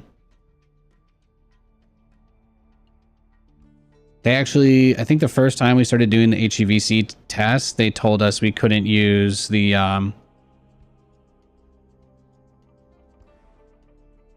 Oh wow, there was actually a big announcement from the Stormgate people, hang on. Easiest way to get out of the StarCraft lock there. Here, let's see what they've got. Let's see what they've got. Everything you need to know about 010. Stormgators, beautiful. Some of the biggest upgrades we've been working on will be in future updates. Okay. So they're going to be testing some animations, but most of the work is still not done for campaign. Okay. Performance and optimization, blah, blah, blah, blah. New hero. Okay, so they're just saying how to install the update. Yes, Steam. We know how Steam works, thankfully. I know how Steam works, at least. I think I'll be okay. Previous builds, previous replays won't work. That's pretty standard. We're used to that from StarCraft. New hero. Castiel. Cool, cool. The Orphan of Wintros. Yeah, his title is Orphan. Jesus. That one is going for free to the people that backed the game, though. That felt like they didn't get enough, so that's nice. And he's a Celestial guy with a bunch of abilities. I don't think I need to deep dive into Castiel here. Weren't there supposed to be 4 races? I don't know. Weekly mutation challenge. For fans of co-op play, we're adding weekly challenges. Thank God. Oh, we got weekly mutations. Hell, this is what I wanted. This is exactly the kind of update we need. New mutations every week. Revamp the XP system as well. Some of the challenges you may encounter include... Oh, okay. So they've got infested. They've got some speed boost ones. Enemy explosions. Okay, I like this. When an enemy dies, it resurrects 2 seconds later with half stats. Okay. Zombies. Well, we didn't get stuff like this in StarCraft. This is one of the first things I'm seeing that's not quite the same. Although they have a few different types of zombies. Like this infested one, I think. Yeah, we've seen this before. Fog of War is disabled for all players, including enemies. I don't know how that works. I don't know how that is anything other than a massive advantage for the player, but it'll be interesting.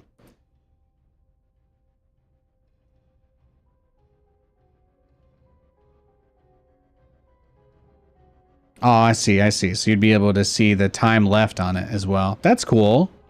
See, to me, this is where you try to take the step beyond what StarCraft is doing, right? So now before the biggest difference was what? You know, a co-op here is pretty simple. They have a few things that StarCraft doesn't have, but I think the weekly challenge is just you need something to break up the monotony for people that grind. Any sort of randomization you can throw in for those modes, I think is important. New versus map. This is apparently based on a Brood War map. I'm not a Brood War competitive guy, so I don't really recognize it, but it's a 4-player all spawn completely random map, so I have no idea. Visual and lighting update to the environment. This looks beautiful. Do you guys see this? This right here. This is nice. This looks very pretty, and I like this a lot.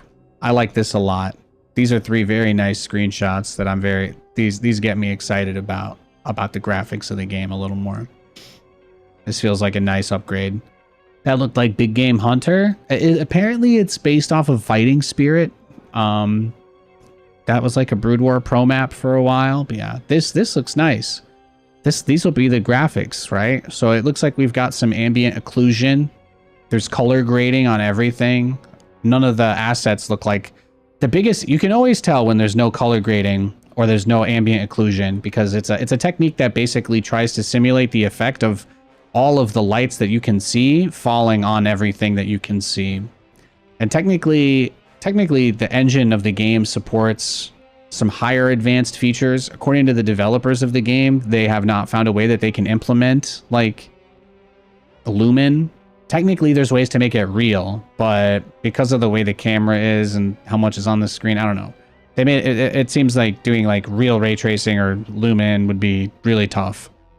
But any kind of ambient occlusion to help make the assets look like they're actually on the ground in the map, I think is huge. And that's the biggest thing that I notice about all of these. The number one thing that stands out about Stormgate when you look at visuals from the current build before the update of screenshots like this, it's that nothing looks like it's actually on the map, right? It looks like you've got pieces on a board. But this starts to look like, oh, we're somewhere. And you get a very clear visual vibe that these things are all in this place. That's very important. It's very important for immersion. Anyway, so this is great. This is my favorite thing. Actually, I'm gonna Hope you guys don't mind. I don't have too much sensitive stuff saved here, but I just had to download that. I'm going to keep that one. Amara character model update. Well, we talked about this already, but they're improving the model for people that get tilted about Amara not being done yet. They prioritize getting hers done a little bit faster. Customizable hotkey modifiers. While hotkeys remain command-based, as another player-requested feature, we have added the ability to add any number of modifier keys to your hotkey combination. You can now modify your hotkeys with any combination of Control, Shift, Alt, and so on. Okay, so this is for like the Control Shift or Control this or Shift that. So I guess I think that's for stealing units and stuff. I think that's what people want, control groups. I'm under the impression this is a big thing for control groups.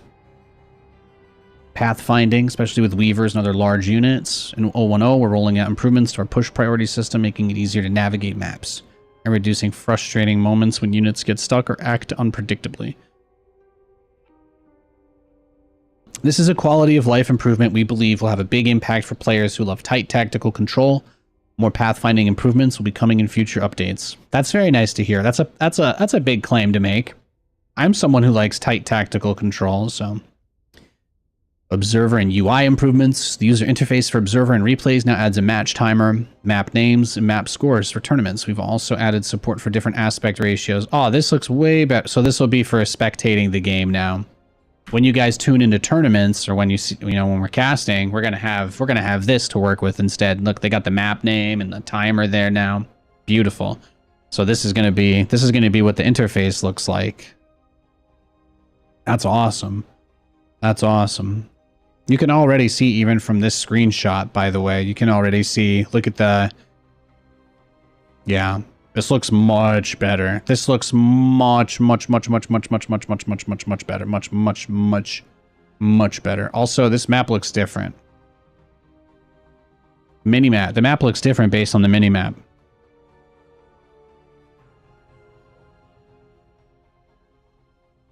I think they changed Isle of Dread. It looks like Isle of Dread. Do you guys see on the minimap there's a dark spot between the main and the double? My camera's kind of blocking it, I guess. Do you guys see this right here? How it looks like there's no path on this side anymore. It looks like trees cut it off the whole way. Guys. Oh my, I gotta take a screenshot. I gotta screenshot it. Beautiful. Beautiful. I'm going to tweet this later, so I just got to paste that into my... There we go. I'll get back to that later. I'll get back to that after the stream. Beautiful. Beautiful. Let's see, what else we got? New custom map, Spooky Boneyard. As we head into spooky season, we've added a new custom versus map called Spooky Boneyard, where a zombie spawns after every unit dies. They live for a limited time and generally stay in place. Taking a creep camp sends a small pack of zombies across the map at your opponent. Oh, hell yeah! Available in 1v1 and 2v2, this map is chaotic and has revealed some unexpected strategies. You can find this under custom games. Okay. Well, okay. Okay, girl. I see you. I see you. Co-op. All right, let's see. Hang on. My wife plays Oralana, so this is the most important thing to me. Oralana starts with 2 morph cores. Cool. Heal burst. All life, including goats, is important. Oralana can now heal critters. I didn't realize this was something people were demanding, but now Oralana can heal the uncontrolled critters that roam the map. Seeing that as a patch note, it's funny, but also like, what? You can heal critters. No longer remain stuck in her casting animation when trying to cast Heal Burst. Okay, so I guess they fixed some bugs. Removed Resurrection Field, new ultimate ability. Okay, so they gave Oralana a new ultimate ability. Media Shower. I'm thinking Final Fantasy, I'm saying Media. Meteor Shower. Oralana opens a gateway to the stars, slowing enemies by 20% and removing half their armor and damaging them in a large radius for 6 seconds. Nice. It's a big debuff microwave. Afterwards, the terrain in the targeted area remains glaciated and revealed for a whole minute. Whoa! Creating an icy field that slows all units moving through it by 10%. Okay. That's cool. Map impacting abilities? That's pretty rare. I'm surprised they don't have anybody who can make trees yet. Sorry, I just dropped my phone on my keyboard and it scrolled up. At least I'm never going to lie to you guys. You know that. Okay, so what else? What else for Orlana? I got to give Katie the update. New top bar ability, Vivus Field. Briefly capture and store the animus of fallen allies. Allied heroes are globally revived, including allied units in the area of effect. Whoa, okay, so she can revive your commander when they die. That's awesome. Okay, we're starting to get to some pretty interesting... Nobody in StarCraft could revive your commander for you. That's like... I'm just saying, I like that they're going a little bit further than the constraints. Some of these abilities in the 3v3 sound like they could be dope. Cryo tank. Instead of replacing sabers, sabers can now transmute into them. Okay, so you get both. Yeah, they're starting to cook. They're starting to cook here a little bit. I still think the biggest problem is that the co-op maps themselves are not that interesting, but maybe, hey, we still got a lot of patch notes to read, so let's keep going. Let's keep going. I'm hungry, bro. This is what I'm excited about. We got a 2-day delay to make sure we get all of this, I'm very happy. Very happy. Adjusted Seeker. While perched, they heal for units nearby. Oh, that's sick. So you could just send Seekers all over the map in co-op and just kind of create heal zones everywhere. That's nice to know. Blockade. They raised his health, armor, and energy. Okay. Revitalize now heals Blockade. He now heals himself at the first level instead of at level 3. Good. There's no reason for Blockade to not be able to heal himself. In StarCraft, all the co-op commanders have actually pretty fast health regen for their heroes. And in this game, there's a lower time to kill, but you don't have anywhere near the same level of regen. So it's like, they actually die faster, almost, than StarCraft heroes sometimes. Which is weird, because the game is supposed to have lower damage, right? I don't know. So I like this. It's a good change. Your hero shouldn't die that easily. This is the free one that all the noobs are going to play for the first time. He should be easy. He should be easy. It's okay. It's okay. Because that means if you have the free-to-play player on your team, you know they're going to be able to be useful because at least they have the slightly OP free commander. That's fine. There's nothing wrong with that. It's good for the game. He said, Revitalize can now be auto-cast? Oh, shit. Never mind. Okay, I guess they gave Blockade cruise control, guys. We went too far. Dial it back. Okay. Now he just automatically does it too. I don't know about that, but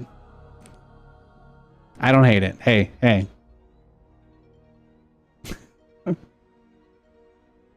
Revitalization, Radiance, and Relentless Healer no longer require research and instead available at level 3. Oh, so it's just huge buffs for Blockade. They're just buffing the crap out of him. Guardsman got a buff to air. Beautiful. Blockade has decided to follow orders, now lands in the exact target location. I didn't even know that was a problem before, but thank God. Wars, well, he's the pay guy, right? So I think they're just nerfing him a teeny tiny bit. Oh, they buffed Gaunts against air. That's nice.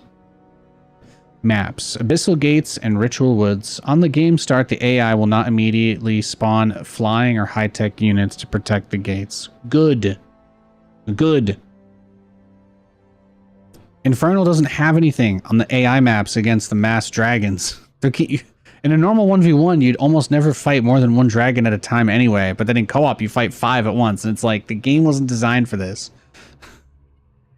Seriously.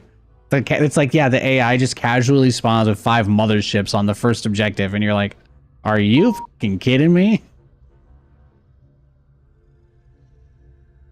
Weekly challenges, yeah, we saw this. The co-op mutations, progression, earn XP by winning, losing, kills, game duration, bounties, boost by playing in a PC bong. I guess that's for their Korean partnership. Following a loss of connection, crash, or power outage, players can now rejoin an in-progress co-op game. What the f? What the f? This is just buried at the bottom? What?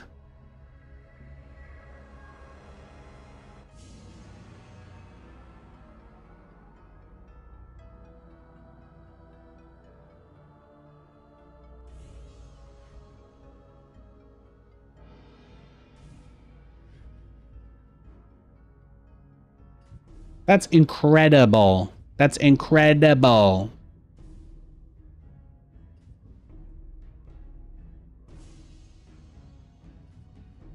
This is amazing. Oh, these are all really good changes. I like this a lot.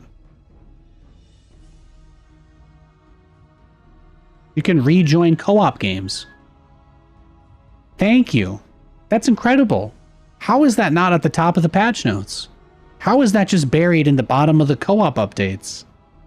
Maybe it's a little buggy. I think that's probably why, right? The only reason that wouldn't be at the top of the patch notes is if it doesn't always work. But I really like the idea. I really like the idea. The next step is to make it like League of Legends, where when you disconnect from a game, you can't queue or play or do anything while the game that you're able to reconnect to is still going. That's the next step. That's the next step. Make it harder for people to grief. All right. Flayed Dragons of Domination. Oh, yes, that's what they're talking about. Flayed Dragons no longer spawn in co-op. Maybe as an... No, not as attack waves or base defense. That's incredible. I like that they just said, F it, we're taking dragons out of co-op. Yeah, there's 700. You can't just put 4 of them in an attack wave. There's no army in the game that's supposed to be able to deal with that. Performance-related change. Maximum supply cap in co-op for all factions has decreased from 300 to 200. We are exploring the impact of this change in addition to the technical work we are doing to address overall performance. Wow. Wow, wow, wow, wow, wow, wow, wow, wow, wow, wow, wow, wow, wow.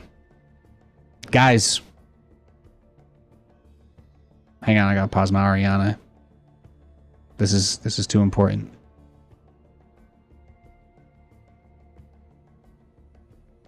Guys. It's the right move. It's the right move. It is already possible for them, using different levers, to have the game be more army focused than economy focused as far as StarCraft is concerned with supply. In StarCraft, you have 200 supply, and workers are 1 supply each. Each worker takes up half a percentage of your total supply cap in SC2. In Stormgate, the idea is that you have 300 supply, but workers still take 1, and most of the other units take 2 or 3 supply. The issue I think they're running into with co-op is that even though workers take less supply, people are just way too easily able to get crazy amounts of resources. I don't know that there's anything else to add there. But this is huge. This is actually really huge. I don't really think there was ever a need for the game to be 300 supply, personally. But that's just me.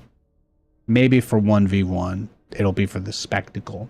But you could do a lot. You could just make all the units take less supply and still have the same amount of units on the map anyway. There are so many different ways to tackle this issue that it's mind-boggling. But this is a good move. This is a good move. You know why? Because it temporarily makes a big problem a little bit smaller. And while they would probably want to undo it at some point, there's a decent chance people don't complain about this. And it's generally kept as a good move for the big player modes. And I don't disagree. I do not disagree at all, actually. Amara character model upgrade. Yeah, we know. Everybody's just really upset that woman not perfect. New map, Furious Resolve, Isle of Dread updates. Oh, yeah, they have that in the patch notes. Nice. Nearest expansion location is closer to the player's spawn. Double Therium notes been added near vision camps. Thank God. Spooky Boneyard. Love it. Overall game volume has been increased by 50%. A lot of the sound effects are mixed. Their mix overall is not very balanced. A lot of sound effects are grossly quiet compared to like their music, which is weird. I mean, I guess they probably tried to emphasize the music because it's the most done. The music is the most complete part of the audio of the game, so I kind of get that. But the sound effects also sound worse when you can't hear them or when they're barely audible. So, very promising patch coming. This next month is do or die for Stormgate. I agree. I think that the very upset social media pages turning around on some of the other news. I haven't seen the reaction to this post yet, since I'm still reading it for the first time myself. But everything I've seen in here, I think, is incredible. And I think that it's really nice that they have the reconnect coming in for co-op. Because I think that for people who have performance issues, at the very least, there would be at least one person who says, well, at least if I can reconnect, I don't have to worry as much about my game crashing. And I think a lot of people will probably say that to themselves if the reconnect works. Stuff like that is huge because then when they get to 3v3, everybody who plays MOBAs, if you play League of Legends, if you play any other competitive game that's multiplayer, you can always reconnect. I am not capable of thinking of any multiplayer games that I can play that I disconnect from and I can't rejoin, except Fortnite. If I disconnect in Fortnite, they just kill your guy, right? That's it. But you can reconnect in League, you can reconnect in Dota, CSGO, Valorant, everything. So the reconnect to me is one of the biggest things. But yeah, I think this patch has a really big opportunity to turn the tide of the conversation. But I haven't gotten. I think I'm halfway according to my scroll bars. There's a lot of patch notes here, guys. Overall, blah, blah, blah, blah, blah. Should I just switch my game to Stormgate while we're doing this? StarCraft people gonna get mad at me.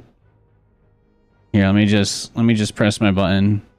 Literally reading patch notes. There we go. There we go. There we go. I might as well. If I'm just reading, I'm gonna do it. I'm gonna do it for my Stormgaters. Most people just got tired of 1v1. I disagree. I think that most people probably just didn't like the meta after the first patch. It's something that, like, I think people who've only played since early access can't really understand, but in the beta, we had a lot of these problems, and the game was in a much worse state with a lot worse bugs than they ever released, and a lot of people still played because it actually wasn't that bad, but the balance changes with the way camps work and the economy really kicked a lot of, really, and the dogs made a lot of people give up. We're not there yet on this giant scroll wheel that we're on, so I'm going to get back to it. All maps across all modes have received a visual pass. I think the screenshots we've seen of the maps look great. I'm going to keep this one up. Look at this. You kind of see some of the soft shadows, very similar color grading on the imps here. But it's really, I think a lot of this, you can really see a much better visual presentation even on this very simple image. And this is the new spectator interface, but I'll keep referring to this. If this is the standard that they want to hit for how the game is going to look, then I think that this is a pretty substantial improvement. It's hard to say how much things and objects did not look like they were on the ground in the previous build, but that is something that they've made a lot of progress on. Smart attack. New option added to reduce the need to choose between move orders and attack orders. Okay. I like that they're tackling this. League of Legends has something similar. A little smart pathing. Or can you read the notes? Yeah. I'm going to paste them in the chat just because you asked. God bless you, bro.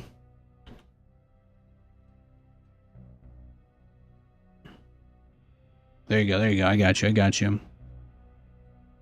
Let's see what else we got. Weavers can once again path over other units. Weavers, we back? Weavers back, bro? Large units can once again push smaller units. Nice. Units cannot push other units that are holding position or channeling. I guess this was what they needed time. When they told us that they were getting rid of units pushing each other, they said it was because they needed to rework how this ran.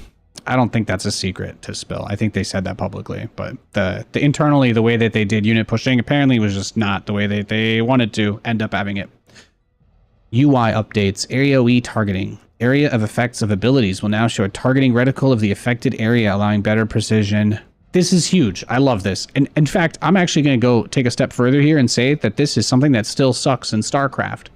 I think that a lot of the visuals for casting spells, the AoEs, are not super clear, or they kind of undulate. This is an opportunity for them to make it really clear and easy to see where the targets of your abilities are going to be. So this is an opportunity for them to do better. I like that. Units now display exactly how much bonus damage they do to various tags. Good. That's how it should be. Unit stats that are changed by upgrades and buffs are now correctly reflected. Great. Tooltip improvements. Sounds good. I heard some of the tooltips are hard-coded or something like that, so they're rebuilding some of those systems. Like if you rebind the cancel button, it'll still tell you press Y to cancel, even though that's not your hotkey. So maybe they change that this patch. We'll see. We're still going. We're not even at balance. We're almost there. Hang on. Let's wait. We're almost at balance. Invites can now be sent to Steam friends that are not playing Stormgate. Good. I want to shoot my wife an invite to join me in co-op without waiting for her to boot the game up. I'm not impatient. I just don't want to have to send the invite, the moment she logs on. I'd rather just send it once. Loving the content? Hell yeah, I got you. Hey, you saw how much time I spent in the queue trying to play StarCraft today, all right? Don't hate. Don't hate. We've been working hard at a variety of issues, but here's a few worth mentioning specifically. Versus Screen remembers the last faction you queued for. Nice. After finished with a game, you'll be sent to the correct screen. Great. Removed login with Steam Step on startup. Fantastic. Unbound hotkeys no longer list none and now appear empty. Cool, cool, cool. Here we go. Are you ready for the balance notes? We gotta hydrate for a second here.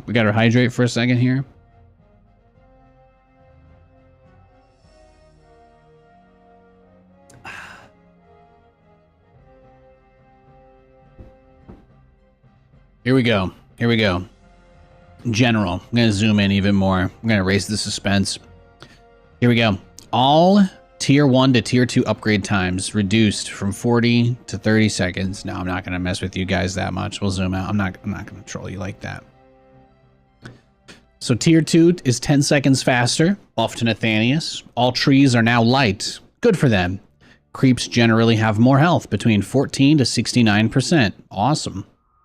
Slime's got 20 health. Ooze got 100 health. Okay. Mastiff's 20. Demons. Okay. Big buffs for the shadow demons. So camps are going to be a lot harder to kill with 1 or 2 units. Creeps generally give 16% less bounty at level 1. You haven't completely convinced me yet, but if they're harder to take, then they come online later in the game and economy might matter. So creeps now scale to give more bounty, veterancy, and animus when they level up. This more accurately reflects their additional bonus power. Oh, that's awesome. I love that. High level camps now feel high level. That makes sense. I just hope that the damage and the HP, I don't want the beginning of the game to be this weird contained cheese fest, right? That's the biggest problem with Stormgate. It's that economy doesn't matter if you can get all the camps. Okay, Shadow Mastiff, Bruiser, Cleaver, and Skull Squisher creeps will now prioritize ground over air. Cool, I love it. Fixed an issue where ooze and slimes did not reduce armor of surrounding units when they were killed. I really feel like I haven't seen any developers speak on this bug, but it seems to me like this could be quite impactful. So apparently when you kill the ooze and the slime, it's supposed to cover your units in an armor reduction debuff. Am I the only person who thinks that's actually like kind of a big deal for some of these fights that happen and the way people contest camps? I think it'll be hard to take slimes at the start if they're going to debuff you as soon as you kill one, right? You'd want to one-shot the whole thing. Anyway, just my initial thoughts there is that feels like it could be a really impactful change to the game. Reduce the duration of the speed buff from 20 to 10 seconds. Great. Stealth units can no longer claim capture points. Fantastic. Vanguard. Habitats and solar habitats are now heavy instead of light. That just makes sense. They're buildings. Solar habitats will no longer auto-cast on themselves. Great. Sentry post. Build time decreased by 10 seconds. Cha-ching! Machine lab. Cost decreased to 150. This is a typo. It's 100. They lowered it to 100/50. Cha-ching! Bob. Build time decreased from 20 seconds to 17 seconds. I'm not going to tell you what conversations I may or may not have had with Frost Giant about some of the issues with Vanguard. But I'm going to tell you that pretty sure they listened. Some of these things you guys have heard me say. Some of these things you guys have heard me talk about so many times on my stream. Several of these are straight up word for word my exact thoughts on what they should have done. So I really have no room to complain here. I got exactly what I wanted.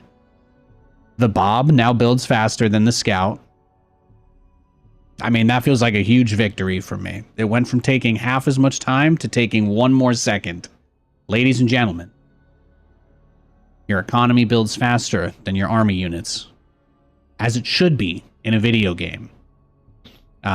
You know, there's a risk. When you pay for economy, the risk is inherent in that it can't defend itself. It's not free. So these are all amazing changes. It's going to be easier for you to take your expansion. It's going to be a little easier in those crazy situations. It's going to be easier to get your Bob count up This is going to help the economy ramp. This is going to make it a better investment to take an expansion because building workers faster will scale your economy faster. This is my wish list. This is my wish list. This is exactly what I wanted to see, and I think that this will enable Vanguard players to actually play the game and not spend the whole game worried about dumb shit. So now the dog is going to take longer to build than a worker. The initial damage got gutted, so it only does its full damage to light units, which means that if you have like a Lancer or something at the start, it's going to really be tanky against it. Beryllium Claws only gives half as much of a buff. It's huge. I cannot say enough. Ladies and gentlemen, the dog days are over. The dog days are over. The dog days are done. But these three changes right here are going to enable me to play the most filthy, amazing macro games ever. And I'm going to be able to be more aggressive than my opponents still, which is a big reason I love Stormgate. You can play macro builds and constantly throw punches at the other guy. It's what's fun about playing the game, to me, anyway. So let's see, Lancer got an extra 20 health, had its armor increased from 5 to 15. If you guys don't know how armor works in this game, it just means that all incoming damage is reduced by that as a percentage, just so you know. So when they say they raise the armor from 5 to 15, they're saying that the Lancer passively went from blocking 5% of all damage to blocking 15% of all damage. So it's a pretty substantial buff. It's a pretty substantial buff. Lancer damage increased, 10 plus 5 versus building, 10 plus 5 versus building, 10 plus 5 versus light. I see, okay. Lancers no longer have on damage reduced by 2 innately. So when Lancers get hit, they used to deal less damage, but this kind of made balancing them a nightmare. Or when they get hit, they take less damage. I really don't know what it means, but I think they changed it. They said they got rid of it. So the upgrade no longer reduces damage. Now it just gives them...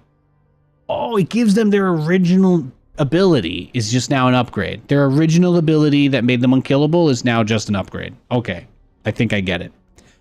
Exo damage decreased from 20 to heavy to 18 versus heavy. Huge buffs for Nathanias. I mean, a nerf to Exos. This is going to force people to use other units, which is incredible. Medtech Master Training now requires Central Command. Oh, so you can get Medtech Tier 2 upgrade without Tier 3. That's great. Impact Thruster's upgrade has been removed. Its functionality, which increases the range of the jump jets from X to Y and adds a stun to jump jets, is now innate on the Vulcan. Wait, what? Vulcan's just stunned by default with the jump jets now? Hang on. Must be something wrong with these. There must be something wrong with these. Just give me a second.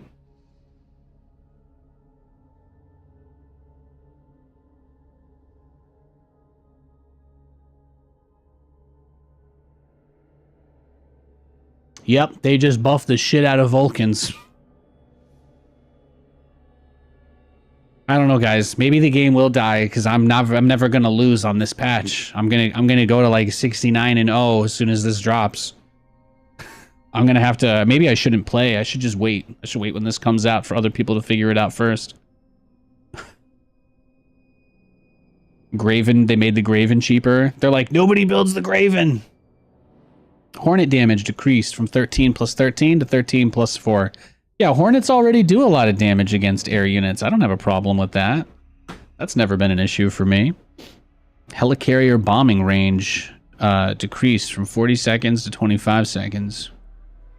Huh? Do they mean 40 units to 25 units? So the range is almost cut in half? It was a pretty good ability. What's a Graven? Exactly. That's why they tried to buff it.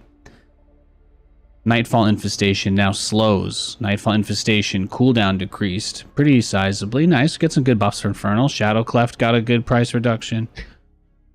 Sundering Soul upgrade removed. Fiends created by a Brute and Split now gain... Oh, that's nice. So Split Fiends get extra move speed. I love that mechanic. It gives you a real difference between Split Fiends and Infest Fiends. Plague Axe will now only apply Infest if the target is on Shroud. Huge change. Huge change. This allows them to buff the damage, though, which is nice. Magmadon stun duration decreased from 0.3 to 0.15 seconds. Oh, the stun duration. Yeah, not the ability. Hellborn attacks will now target the ground if the enemy unit walks out of range. Hellborns are catapults, just like Atlas now. Weaver can now walk over other units. Weaver movement speed increased. Ooh! Shroud Walk passive trait increases movement speed by 60% in Shroud. I love that. They have basically creep speed buff specifically just for that one unit. Miasma energy cost increased from 40 to 60. Miasma cooldown increased from 0 to 15. Okay. Dude, this patch is bussin'. I love this shit. I love everything about this. Spriggan damage increased 3+3 against heavy. Good. I mean, Spriggans, if you get a lot of them, they should be able to fight a little in the air. I don't know. Infernal anti-air. Infernal air units are all terrible, so. Fixed an issue where Sovereign's Watch was not doing its full damage. Cool. Purify. Now only dispels debuffs on friendly units. Cool. Arc ship decrease. Meh. Morph Course couldn't be rallied into Fog of War. Cool. Infernals really have to focus on spreading Shroud now. Cool. Collection array, supply. I mean, the Shroud is really... You gotta remember, you can still, like, in a fight, you could still put the totem on the ground, you know? But obviously... Yeah, it's more vulnerable there, so... The Weaver gets such a big benefit from the Shroud as well as the Plague Axes. Ascension Matrix. Okay. Just seems like some pretty general adjustments that make sense here. They added a supply cost to collection array, which I like, so people don't feel as comfortable spamming them. Supply cost of prisms was decreased. Hey, Tello, thanks for the sub, brah. Thank you, thank you. You guys know Stormgate's like the #1 thing I'm excited about, so I'm spending a lot of this time just kind of being like, can't wait for this game to drop. Can't wait for this game to drop. Out of combat energy regeneration increased from 0 to 2. Oh, the Argent gets a big health nerf, though. That's nice. They're a little faster. Their base energy regen was decreased from 0.5 to 0. The upgrade... Oh, so they only regen... So now Argents naturally regenerate energy out of combat. That's what this means. In combat, they won't regen at all. Their upgrade got changed, and their max energy is lower. Now you can get an upgrade that gives them the old amount of energy that they used to have, and there's no speed increase. I think that makes a lot of sense, actually. Kree get a health buff. Kree get a damage decrease. Okay, seems reasonable. Debilitate duration. Yeah, 40 seconds was way too long. Yeah, this is very nice. This is a great buff for us. The Cabal is one of the... As you guys know, the Cabal is obviously the Pokemon counter to Nathanias. I'm a little worried I won't be able to fight against the Argents. I think they just made it a lot easier to fight against them. The maximum energy is much lower in the early game. They're going to run out of energy a lot faster. And if they're kiting you, if they're in combat, they won't regen. So it's important to keep that in mind. Fix an issue that caused recall to fail. Cool. Blah, blah, blah, blah, blah. Dark Prophecy cooldown increased. That's nice. Good to see that. Meteor Strike can kill trees, etc. Balanced commentary. Sawway. I'd like to bring units into parity. Rebalancing creeps and try and help with eco. Love to see it. Sentry posts initially took longer to build than static defense from other factions due to the fear of multi-building being too powerful in a multi-tower rush situation. Doesn't seem like a problem, thankfully. Bobs are slow. Bob, build time decrease. We want to bring worker times in line with Infernal. We feel like that. Well, Vanguard has the same trade-off. Let's not forget. It's just like Terran. The SCV takes supply and does nothing the entire build time. So it's not exactly the same. It's not like you have more workers mining because you don't sacrifice them. That's not how it works. I mean, it's the same fallacy that was in StarCraft, but not being able to build workers while tearing up. That is one of my favorite things about Stormgate. Everybody gets to experience the pain of staring at their main building be completely useless while they upgrade it. I hate orbital commands. And the scout. The scout changes just solve every problem with the game because now we can open it up. Now we can open it up to other stuff. Even if you had a bunch of dogs, it's 5 more seconds. It's almost a 50% increase in build time, right? And then a huge damage decrease. And they changed it so the habitat is heavy building now, which means you're just never gonna have to worry about that again. So these are some really good changes, guys. These are some good changes. Am I stupid or is your stream super blurry? Oh, when I zoom in on this, yeah, it's probably the scaling. I think it's just the scaling. He might not be watching 1080p either if he doesn't have the HEVC codec. But everything you're seeing on the screen is technically in 4K being downscaled. So if I zoom in, it'll get more clear. If I zoom in, it'll get more clear. But you're getting downscaled 4K, so specifically text will look pretty bad. So that's just how it goes. You can't make a queen while getting your lair. Exactly. So anyway, that's going to be it for me today, guys. Thanks for hanging out. That patch is dropping on Thursday. So tomorrow, I have no idea what I'm going to do tomorrow. Just stay tuned. See you around.